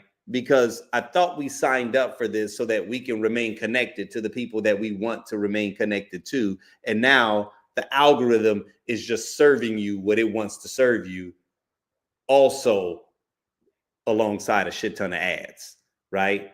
There's a shit ton of ads that they are serving you because their goal is to sell you stuff. And I get it. I understand that that is what their purpose is. I'm not expecting them to not sell things, but I kid you not, scroll for a minute. And I can already tell you what the percentage is going to look like. 67 to 70% of the posts that you see are not going to be people that you follow. You're going to see suggested posts, sponsored ad content that you actually follow. Suggested posts, content that you actually follow. Sponsor ad, suggested posts. And I get it. We ain't never owned our news feeds, but it's ridiculous at this point. So the reason that I'm sharing this with you, I'm not even expecting them to change. I'm saying that it means that you have to be intentional when it comes to things that are important to you. because the world is not going to serve it up to you. The world is not going to serve you things that makes you feel good. The world is not going to serve you things that inspires you. The world is not going to serve you things that actually leads to healthy, successful relationships. No, it's going to sell you the carnage. It's going to sell you the chaos. It's going to sell you the bullshit, right? That's what they're going to sell you, because that's what keeps you engaged. Anything that I posted with Tequila Tales, that clip don't get traction until niggas start arguing in the comment section. And it could be about something super random. Super random. There have been posts, I will post something, I just be like, yo, this is a feel-good post. I hope this goes viral, just so that all of those people that don't feel seen get to feel seen. And until a hotep get to arguing with an ambitious black woman in the comment section, flat. Somebody got to see it and get outraged by one little piece of something, a little Easter egg that was just hanging out, where someone said something and the person that was watching it was waiting to see what it was that they was going to hate. Yeah, it's a feel-good post, but nah, you know what I mean? And I get it. Sometimes that's the thing that kind of agitated you, and that's what you choose to speak on. Posts won't go viral until someone engages in a way that is confrontational, right? So I say that to say that the majority of the shit that we see on our news feed is doing that exact same type of thing to us. And we just got to be mindful of that, man. We got to be mindful of it, because that is how we get controlled, right? That is how we are being controlled. And we've always been controlled in terms of the programming, but news used to be different, where they would give you news. They might have a bias in it, a tint, but for the most part, they were giving you the data. But now it's like, all right, we're going to give you the story real quick. All right, now we're going to give you 40 minutes of niggas arguing. And we got to split down the middle. 2 people are on this side, 2 people on this side, 2 people are quasi in the middle. And we're just hoping that we can fill up this hour block, right? Because there is a lot of things we could be telling you, but this is the shit that's going to keep y'all coming to the yard, you know? And it's just, you know, it's one of those things, man, like I said, that we have to be very mindful of it, you know? And so like with that last clip that I just showed you with the white girl that said that thing, yeah, it pisses you off when you see it. And I like that my man immediately came in and was just like, all right, yeah, nah, this is AI. So that goes into what we've been talking about today, like this virtual space, right? We've already shown the algorithm that we care more about fake shit than real shit. And they like, oh, well, if y'all don't need these people to be real, wait till you really see what we have in store, right? Because I already know what buttons I can push. I already know what all your outrage buttons, you know what I'm saying? So this is one of them wars, y'all. This is a Terminator style war. Before we get to the Terminator, before we get to full-on robots, this is stage 1. And whether or not you want to accept it, if you are watching this or listening to this right now, you are a part of the resistance, right? And I'm telling you right now, as a part of the resistance, you are going to have to fight to maintain your autonomy. You're going to have to. That means you're going to have to go out to physical places. You're going to have to, on occasional, deal with people who are not carbon copies of who you are, right? You're going to have to physically go to people's pages or websites that you want to support. And don't just wait for Instagram ads to be like, hey, we was listening to that conversation that you had, and we know you want this thing. You're welcome. You know what I'm saying? Like, if we're going to be leaders, if we're going to be alphas or whatever, we're going to have to start being intentional, right? Supporting those brands that we want to support, going to those channels that we want to consume, because this algorithm is buck wild. Now, all right, hold on. I got some. I thought this was interesting, and this was something that was also worthy of Atlanta all this time and then going to Nashville, where it's predominantly white.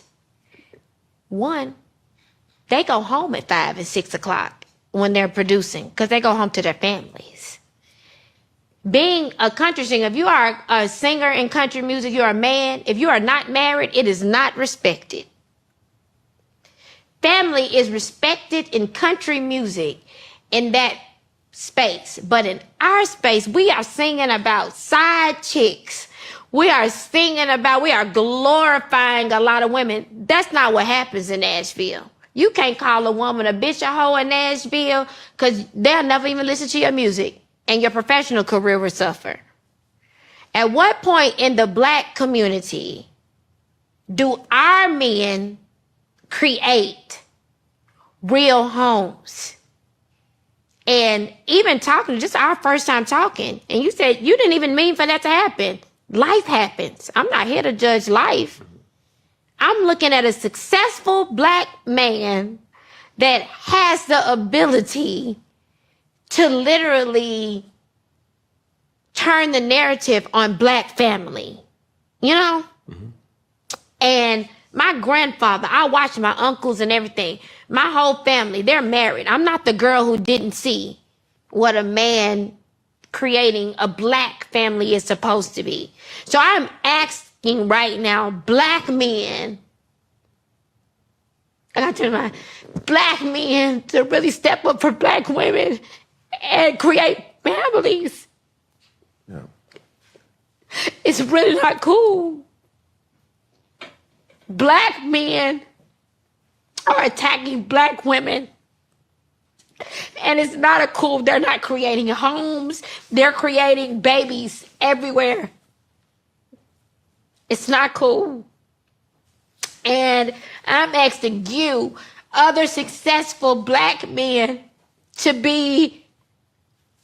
you have to set an example as leads.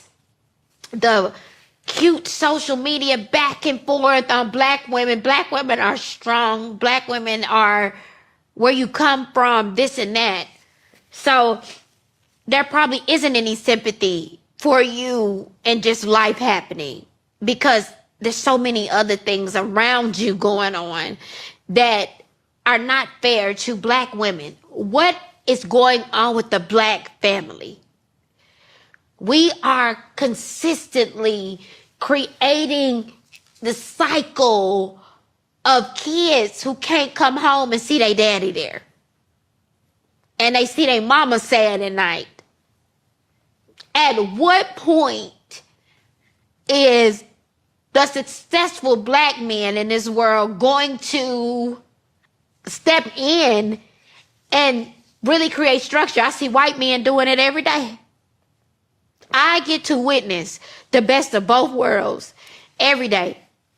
Getting on stage singing R&B, being here in Atlanta, I get to sing R&B, but then I get to go to Nashville and be like, you mean you ain't staying out till 6 a.m? You gonna go home to your family, you gonna write this song and leave at 5 and 6 because you gonna take care of your family and your wife? At what point do the successful black men build black families? We ain't gonna ever have a black family if y'all don't do it.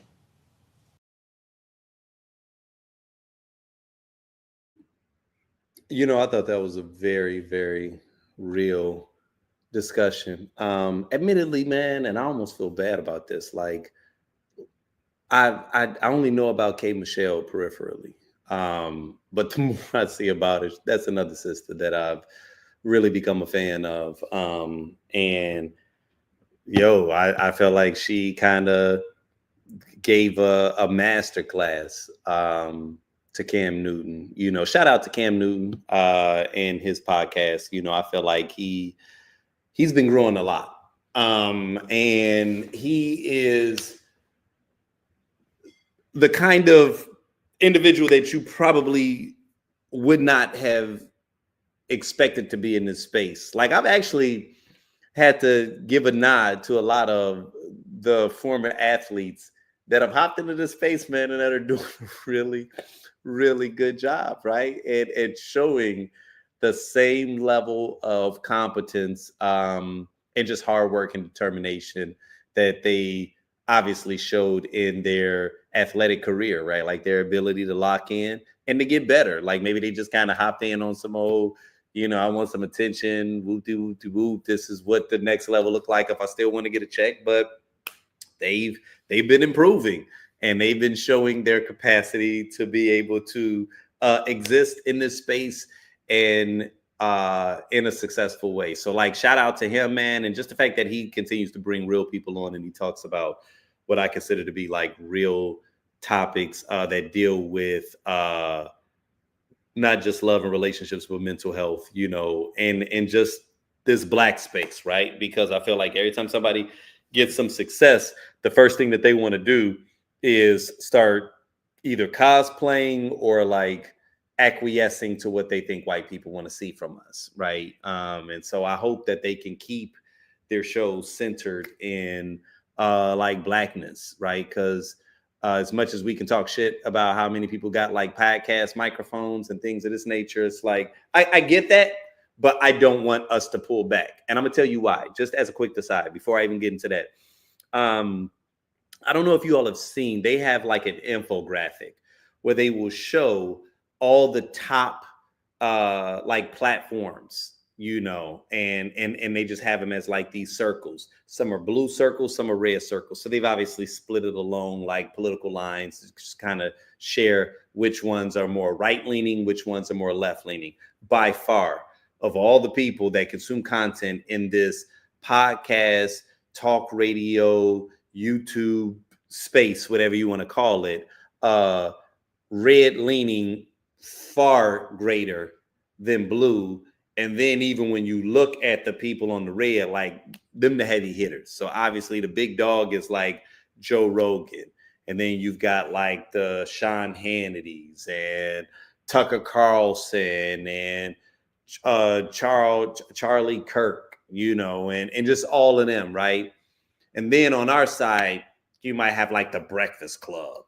They might even throw in the Shade Room, which don't even get me started there, right? So when it comes to this space, it's not a lot of us, you know, and I'm not even just talking about like red or blue. I'm talking about white or Black, you know. So as much as we can throw shade at like the Kevin Samuels and whatever, I want to see us in this space because since we know that we're in a day and age, and we've always been here, where mass media can be controlled, and they've already openly shared with us their lack of a desire to talk about critical race theory, right? CRT, as much as they talk bad about that, we know really what that means. They don't feel like talking about nigga shit. They don't want to acknowledge any value that we've added, and they are attempting as much as possible to not only erase our past, our history, our greatness, our transgressions, all the things that we've grown from.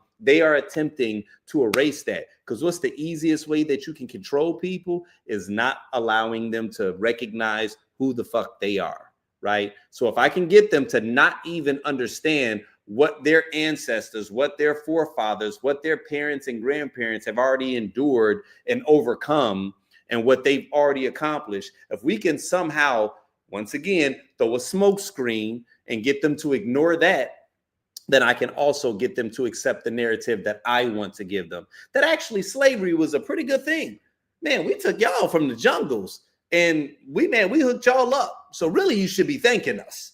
Kind of like they told Zelensky when he was in the White House, man, you really, nigga, you should be thanking us right now. Have you thanked Trump? You know what I'm saying? Why you out here trying to save your little nation without a suit on? Did you thank my mans right now? Like, that's how they basically trying to come at us. They trying to sun us right now. You know what I mean? And so it's like, it becomes important that we have our own platforms and that we can share our own messages, you know? And so even though sometimes we can be vessels of evil because we out here sharing toxic shit, we out here sharing shady shit and the kind of things that keeps us more divided, you know, as much as I do not like that, I'm still going to advocate on us having a voice, period. Because if you are not teaching your child history, I guarantee you, your school more than likely ain't. Now, you might luck up and you might be in a community that is predominantly Black, where we have control over like the content that we're sharing with one another. But if you are not in that space, which many of us do not have the luxury sometimes to be in, oh, then I need you to understand, if you sending your child to a multicultural school, do not let the only Black history be about what he learns on February for that couple of days, because all he gonna get is Martin Luther King. Okay, they'll give him Martin Luther King and Harriet Tubman. They'll give you slaves and the dude that helped to give y'all some civil rights. They don't get, and Obama. That's all they gonna give us, right? It's up to us to teach about the Tulsa, Oklahomas, and the other 25 cities that were buried, and all the wealth that we not only had, that we come from, but just what we've had to, continue to fight through. It's important, and not so that your children can feel like less than, but just so that they can have a clear 360 understanding of the world that they exist in, right? It's up to us. We got to be the ones that tell our children that. And I am big on that. And so when it comes to this podcasting space, or just, we're calling it podcasting, it's all the same. It's a blog or YouTube channel, whatever, right? Pick the ones that you like. Pick the content creators, man, that you feel are presenting information that you feel is honest. Challenge them, hold them accountable. You know what I'm saying? Don't just ride out with them, but consume from them, right? Because, I hate to be the alarmist, but we cannot rely on mainstream media. And I don't even care if it's the channel you like. You could have liked MSNBC, and then they totally axed Joy-Ann Reid as if she was not top 3 of the people that was on that. And you can look at the numbers and tell, you know what I'm saying?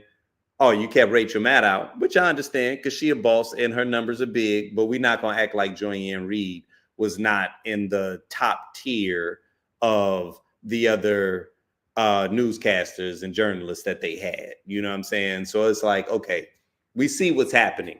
And we understand that a lot of people made a business decision so that they can acquiesce to the wannabe king that we have in office right now. You know what I'm saying? But the one thing that they have not locked out just yet is this, right? So it's like we have to continue to not only show up and support those individuals that are sharing the content that we connect with, you know what I'm saying? But we have to also understand that it's up to us to, be a part of that. But as far as what the sister said, Kate Michelle, right? And went all over the planet. But I thought that what she said was really compelling, right? But there was also a piece of me that was like, is this a little unfair?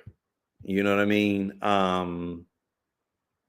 And I don't want to sound like that dude, right? I don't want to sound like that dude that's, hopping into the space. It's like, see, Black women, this ain't about to be that. This ain't about to be that. But I just gave all them props to Cam Newton because I can see the growth, and I think he's going to continue to grow. I don't know if he's the one that you want to be sitting on his podcast waiting for him to, lead the Black men into a space of more. You feel what I'm saying? And hear me out on this, right? First off, let's accept that there are a lot of good, solid Black men out here, right? It just is. There's a lot of potential role models. There's a lot of people out here doing the work. There's a lot of people out here that are just exemplary individuals and the ideal type of people that we want setting the example for our community, right? So let's accept that off top. Cam Newton is top percentage of the 1%. Okay. And what do I mean by that? Even beyond the superficial physical stuff of being 6 foot, whatever he is, strong, rich, right? Just by nature of even the league that he played in, he is a celebrity. Okay. He sits in just being a Black quarterback. A former Black quarterback in the NFL puts him in an elite group that is no more than 20 or something. I don't know the numbers, but I'd be surprised if it was more than 20. Okay. Cam Newton ain't the one that you should be go to trying to have puritanical conversations about what black men need to do for the entirety of the community, okay? Cam is supposed to be out here knocking them down, okay? And doing baller celebrity shit. They always have. Stop looking to the top 0.2% of the black community to be indicative of what you expect from all black men, right? Because one, there are a lot of black men that are currently doing that. Two, it's unfair and unrealistic to expect that from him, right? Because he's a former all-star athlete / celebrity, you know what I'm saying? And it's getting thrown at him daily, right? Now, I know this seems like I'm making an excuse. I'm not making an excuse. I'm just saying that there are certain people that do not fit inside the collective of what society is. You see what I'm saying? So it's not necessarily that I'm giving him a pass or saying that it's okay, but I'm saying that he's not indicative of the type of community that you're speaking towards.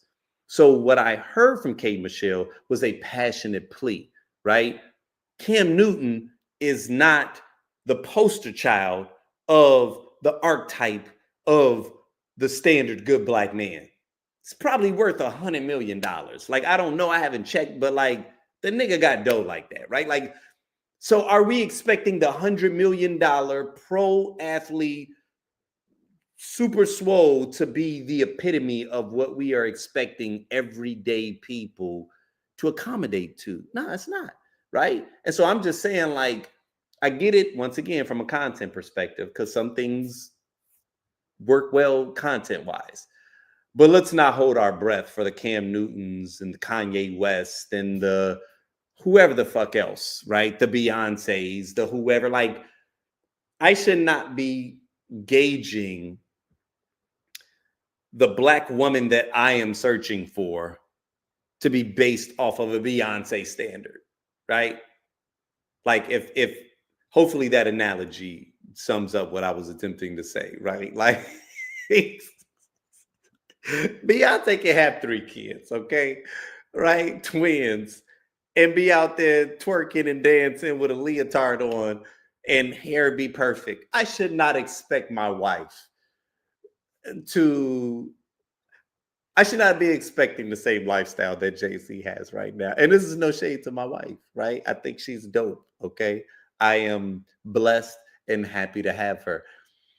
We start to fail as a family when I am expecting from her what Jay-Z is getting from Beyonce. I could be getting more on some levels, right? But just saying, kind of comparing apples to oranges, right? Like, that's one of the things that we fucking up with in our community right now, is that too many of us are mimicking the lifestyles of celebrities. And I don't know if it's because social media got us all believing that we're all kind of celebrities. So once again, because we own that fake shit, we all pretending like we celebrities. So therefore we think that we're all supposed to be held to the same unrealistic standard. So when prime time comes, many of you all are going into debt because you all are purchasing, renting vehicles and cars and fucking helicopters and buying shoes that are only supposed to be worn by the elite, okay? And this is no shade to you. But if you don't have the kind of disposable income that a celebrity has, why are you going into debt buying Balenciaga sneakers or shoes or whatever for your child? We didn't come up like this. When did we get here and when are we coming back? Okay. When are we going back? It's cool once you get there to start doing that thing. But what's fucking us up is we not there and we're trying to live the lifestyle of those people that are there. Cam, you can have multiple baby mamas because you can afford them. Celebrities ain't never lived like everyday regular people. But because we got these phones that allow us to broadcast, we think we them niggas. And we not, okay? Until you become them, act regular and be regular. So, and this goes to everybody, men, women, and everybody in between. Until you get to that space, your regular ass better be happy in being regular, okay? Because that's what's fucking us up. And we are going into debt pretending to be someone that we are not to impress people that don't give a shit about us anyway. It does not make sense, okay? So no, we're not going on Cam Newton and talk about, his world, but then trying to juxtapose him over all black men. No, he's supposed to be a little reckless, okay? You know what I'm saying? Now, can he grow and evolve and develop? Yes, he can. Should he? That's up to him. That's up to him. You know what I'm saying? You pay the cost to be the boss, right? Elizabeth Taylor had like 12 husbands and shit. You know what I'm saying? And them niggas was still in line. Okay, if that woman was alive today, she probably have 23 because they'd still be in the line to marry Elizabeth Taylor for whatever reason, okay? Probably because she rich. You know what I'm saying? When you got that kind of money, you can color outside the lines if that's what you choose to do. Or if you don't have that kind of money and that's just what you want to do, that's cool. You know what I'm saying? But we are just in this space, man, where we are expecting things from people that it's just not realistic. You know what I'm saying? And if you're mad at the Cam Newtons and the people that look or that's at his stature for not being who it is that you want, but you're ignoring, Darnell that work at UPS because he's not ambitious, like old girl said in the first clip and shit. You know what I'm saying? It's like, okay, how much of what we are experiencing is really a byproduct of there really just not being pathways to our happiness, and how much of it is predicated off of just our own delusion and us desiring things that's not inside of our wheelhouse, right?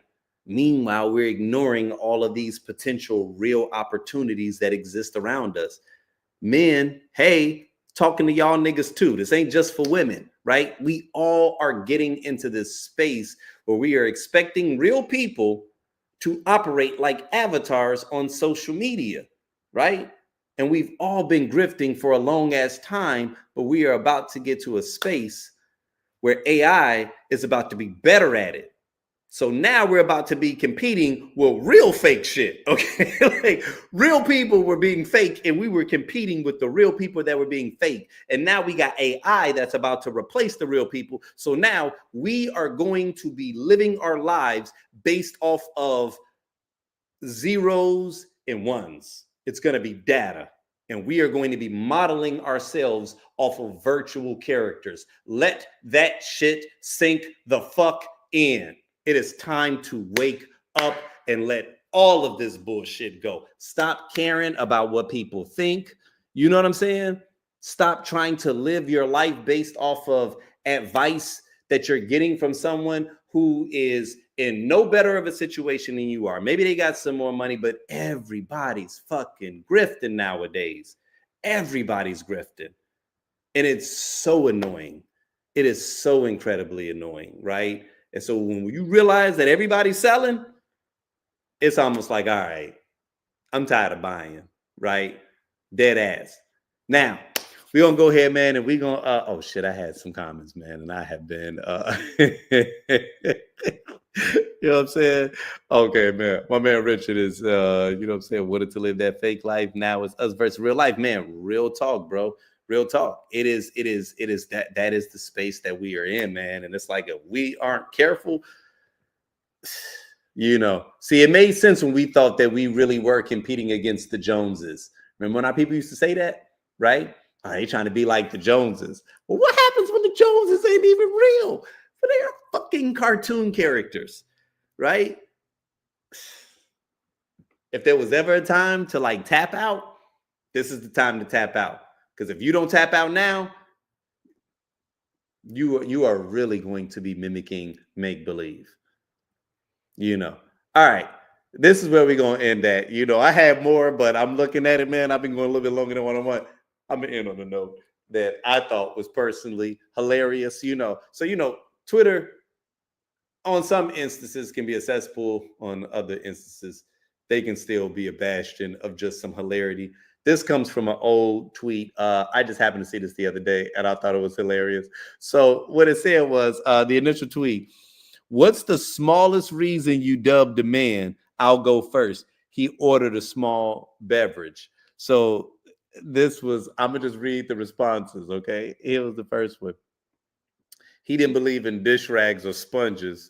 He would just rub dirty dishes with his hands and some dish soap. I got the hell out of there so fast. Yo, I ain't gonna lie. Some of these joints are absolutely classic. Okay, here go another one. His ass looked too fat in his jeans on our first date. There wasn't a second. Okay, that's bogus. Okay, you bogus for that. Dead ass. Okay. He farted while we were getting out of the car on our first date. I can let a fart go, but this shit potent.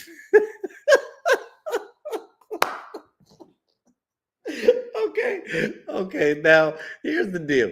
First off, my man's was OC for letting one loose. I get it. It happens. Not on the first date, man. Like, I'm gonna be honest, man. I don't even care if y'all smashing, right? I remember back in them days I was in them streets, man.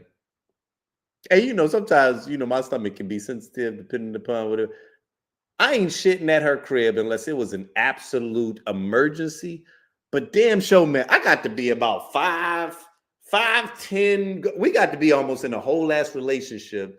And we've been intimate on several occasions before I just felt comfortable dropping the deuce and just obliterating your bathroom. And maybe I'm just being, childish in that regard. But I felt like, yeah, she gonna look at me differently if she smell how I'm about to destroy this shit. You know what I'm saying? So I come from the school of you hold shit in, okay? And I know it's been hella women that will hold in farts and poops until they feel comfortable with this dude. You know what I'm saying? And because sometimes some shit that come out of you just smells otherworldly, and that they ain't no coming back from that. But damn sure not on no first date. Nah, you can't do that. He told me that if I wanted to be treated nicely by him, I had to earn that. Put that nigga right back on the shelf. Yeah, I get that. Now that is that old toxic, like foolish, like I don't like them type of silly games either. We were out eating at a busy restaurant and he dropped some red sauce on his shirt and stained a small part of it, which is all right. Whatever, things happen. But then he shouted, "Dang it." Okay, now I don't know if I get that a little bit. You know what I'm saying? Was it because he said "dang it" or "damn it," or just the fact that you didn't feel like he had swag or whatever? So to be clear, all of these are probably funny and in jest.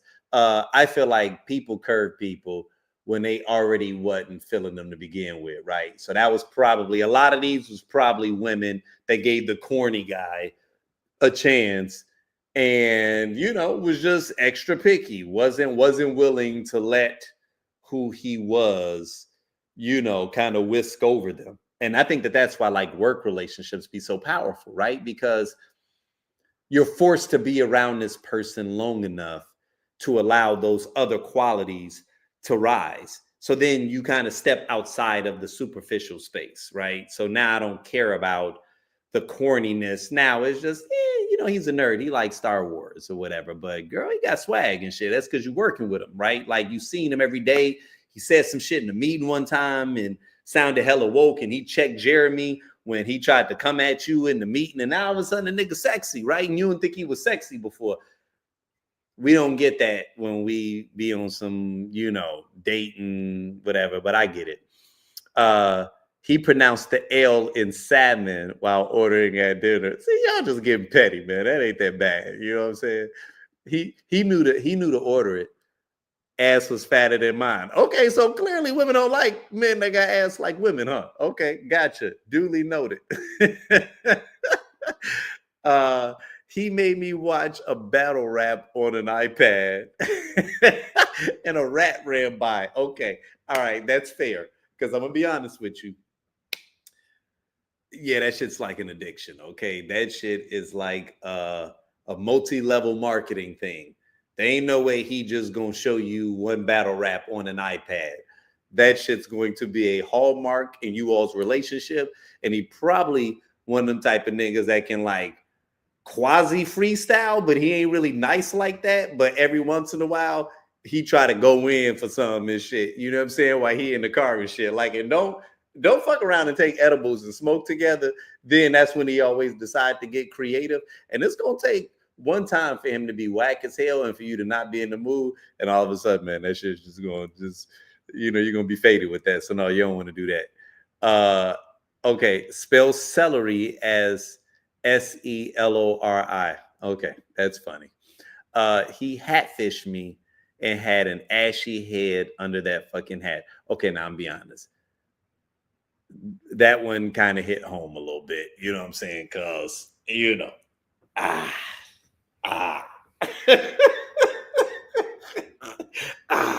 I ain't hat fishing. I don't hat fish. Real talk, the only reason I'm putting this shit on, man, because, I be getting kind of busy. I don't always have enough time to shave up before I hop on. And, while I ain't afraid of the fact that, my hair isn't plentiful, what you're not going to see is male T-pattern baldness and shit. I ain't exactly sporting it. You know what I mean? Like, I don't mind rocking the baldy, but what you ain't going to see is when that shit look rough, right? And I ain't manicured, you know what I'm saying? But I ain't trying to hatfish nobody. But I ain't on the market anyway, so I don't care. You know what I'm saying? My wife know about my T-pattern baldness. I don't give a shit, man. They say that, men bald early because there's so much testosterone and shit. You know what I'm saying? So it's probably because I'm such a fucking alpha. You know what I mean? That's probably why I lost my shit, like The Rock or Jason Statham or some shit. You know what I'm saying? They said he opened his mouth to catch some shrimp the chef was throwing out at sticks. All right, that's a little, I don't know if that's Paul's, or if this is me being homophobic, but yeah, all right, I get it. I get that. If you opening your mouth, yeah, I can imagine how that probably didn't look very masculine. You know what I'm saying? That probably looked very a little questionable. Probably very, very cat, very, very Carl Anthony Towns-ish. I get it. They said, went to a restaurant and he insisted we go Dutch. Then he told me to tip because his baby mama was our waitress. Okay. I ain't got nothing for that. You know what I mean? I get it. On our first date, he ordered some Mike's Hard Lemonade and had the nerve to be tipsy. All right, that's cute. What did he say? He sold weed on our first date. Okay, so either y'all like an entrepreneur or you don't, okay? Did he pay for the meal? You know what I'm saying? So he sold a little weed. He an entrepreneur. You know what I'm saying? Was that his only gig? And how much weed was he selling? And was it good weed? Like nowadays, he probably owned, see, that was 2021. He probably owned a dispensary now, and she probably salty. You know what I'm saying? Because she didn't understand that my man had a vision and he was just putting the pieces in place. But what he was doing at that time was building his clientele.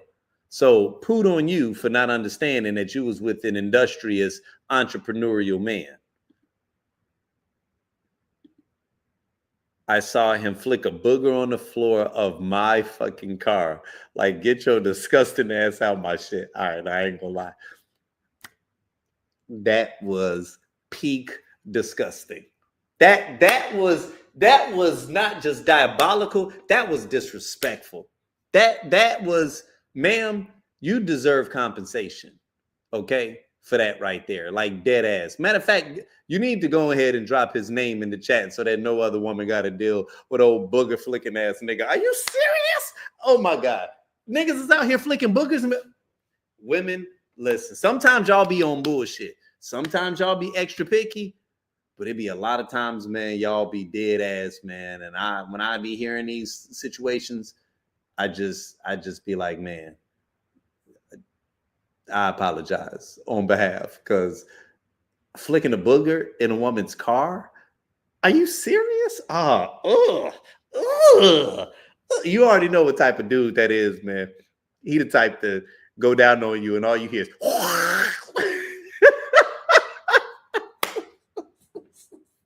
is just sound like a yeast infection waiting to happen. A nigga that will flick a booger in your car is a nigga that will give you a yeast infection. I'm telling you that right now. Any head he gives you comes with the yeast infection. Dead ass. If he flicking boogers in your car, you better keep what's that minoxidil or whatever it's called. I can't remember the name of the shit, but y'all know what I'm talking about. Let me see. We were eating French fries at In-N-Out, and he was eating so fast he bit his finger hard as fuck. That wasn't the end, though. He kept going and accidentally bit into the salt packet, and that was the carton of fries. He also had titties. That's ridiculous. Let's be honest. It had more to do with the titties. I think the other stuff just made her feel like, okay, I'm dealing with a super greedy dude. You know what I'm saying? That's like biting in the paper and eating salt, and he was a savage, and she didn't have time for that. I respect it, ma'am. I respect it. I offered to pay on the first date, and he let me. Very tacky. That's funny. That's cute. Alexa, play songs I like, and then Alexa, next song, etc. multiple times during sex. All right, yeah, that's kind of wild. Like he should have had the playlist already together, and just, all right, I get that, change my 10-piece wing to a 5-piece. Tell me you from Chicago without telling me you from Chicago. I know good and hell well she from Chicago. And that was probably some heroes. And why you eating 10 pieces? To be clear, you know what I'm saying? See, that's what you didn't like. Was he was trying to get your ass a little hidden message. He was trying to tell you, baby, 10 pieces? Is this for later? You trying to reheat something? Because you know they whole wings, right? He probably had a whole bunch of extra shit that he was saying, trying to like talk her down off the ledge. Every time he asks her a new question, he losing a little bit of attraction to it. Like, man, you know they whole wings, right? Like it's the flat and the wing part too. Yeah. She was like, yeah, I know, I want 10 wings. He's like, I mean, was it because did you have lunch? They said, nigga text me win the day every morning. All right, I get that. And finally, we smoking, and he started rapping out of the blue. Fuck out of here. Look, y'all gonna stop hating on MCs, okay? It is a reputable, thing. And we living in a day and age where you never know. You know what I'm saying? 2 Chainz didn't get on until his like late 30s, right? And look at him now, multi-millionaire. So I'm just saying, man, like maybe you need to be supportive to this man's dreams, okay? And stop hating. But yeah, no, listen, you guys. It's a lot of fun, as always. Any messages I have in, I kind of feel like I've already said a lot, man. I'm gonna just reiterate the fact that it is going to be important that we not only continue to be intentional, but that we continue to fight, man, and fight for those things that are important to us. And not in that old school way of like how we tend to do when we remember times from yesteryear, right? Because that's what we do sometimes. It's like, we always romanticize the past, and it's like, man, I miss the days of when we can do. And it's like, nah, sometimes there are some things about this new world that are just better. Like, let's be clear. While we may miss some aspects of going and buying the album and unwrapping the package and reading the inside notes. Yes, but let's be honest, the distribution method of MP3s is so much better, right? Like, do you not like being able to queue up your music, or do you want to have to go back to having that big ass sleeve where you have to go through all of these pages of CDs? Like, I know we view it in a very romanticized way, but there are times where we do have to acknowledge that the improvement does have value, right? So it's a matter of like, how do we balance it? How do we hold on to the tenets of the old school that did have value while still accepting that with this new world does come some advantages, right? And I mean that even socially, because I do think that there are times where we can romanticize the past so much and like old ways of doing things that we don't realize that we are remaining steeped in a culture that no longer serves us today. And so while you might desire, going back to what Kiki was talking about, right? Like, I understand why we want to hold on to some traditional methods of how we do things. But what we don't understand is that it's going to be nearly impossible to achieve that today. So I'm going to try to connect two pieces of what we were talking about in the past and just share how, while they both have value, we still have to be, I guess, cautious on some level, right? Like, yes, we want to acknowledge the tenets of the past and recognize those things that have value, And earlier I was talking about how, like, I understand how a person can feel comfortable with being alone. How a person can say, you know what, I'm comfortable with being alone because I'd much rather be alone than be with someone that's not adding value to my world, right? So I understand that. And part of why you can do that is because of technology, because of this world that we now live in where you are no longer, you no longer have to be in a two-parent household or a two-person household in order to live a certain quality of life, depending upon how much revenue you can generate, right? So because of that, I can understand people saying, you know what, I got a rich internal life and I'm comfortable with just being by myself, right? While I understand that, I also understand the value that we add to one another and the color that we add to one another's lives. The only way that we're going to be able to get to that, however, is we have to accept that we are not perfect, right? We have to accept that the same way in the old school, that your husband or your significant other was not going to be perfectly curated the same way that the algorithm curates your content. So if success for you is someone who checks every single box, right? You're never going to get that. And that is the unfortunate thing that I would have to share to someone, is that the thing that you are looking for, the way you are looking for it, may be a literal impossibility in the sense of that nigga does not exist. That woman does not exist. The way that you are building them up, right? So on some level, there always needs to be a level of accommodation if your goal is connection with someone. There has to be an understanding that I am bringing someone in from a world that's very different from mine. They have different experiences, different, viewpoints, different ideologies. And if these things don't hurt someone, there may be times where I have to give them that autonomy to be who that is, right? And so it's like, while we are accepting of, what once was, we do have to also acknowledge what is today. You know what I'm saying? And what is today is a world that looks very different from the world than we came up in. You know what I mean? So if we're holding on to certain traditional ideals that don't necessarily fit in 2025, then it's not you settling for something that's beneath you. Is it that you haven't updated your software? Is it that you have not recognized that we live in a new world that's got different tenets, right? It's got different variables, different equations, and all of them do not add up the same way that your idyllic relationship that you imagined for yourself back in your 20s once was.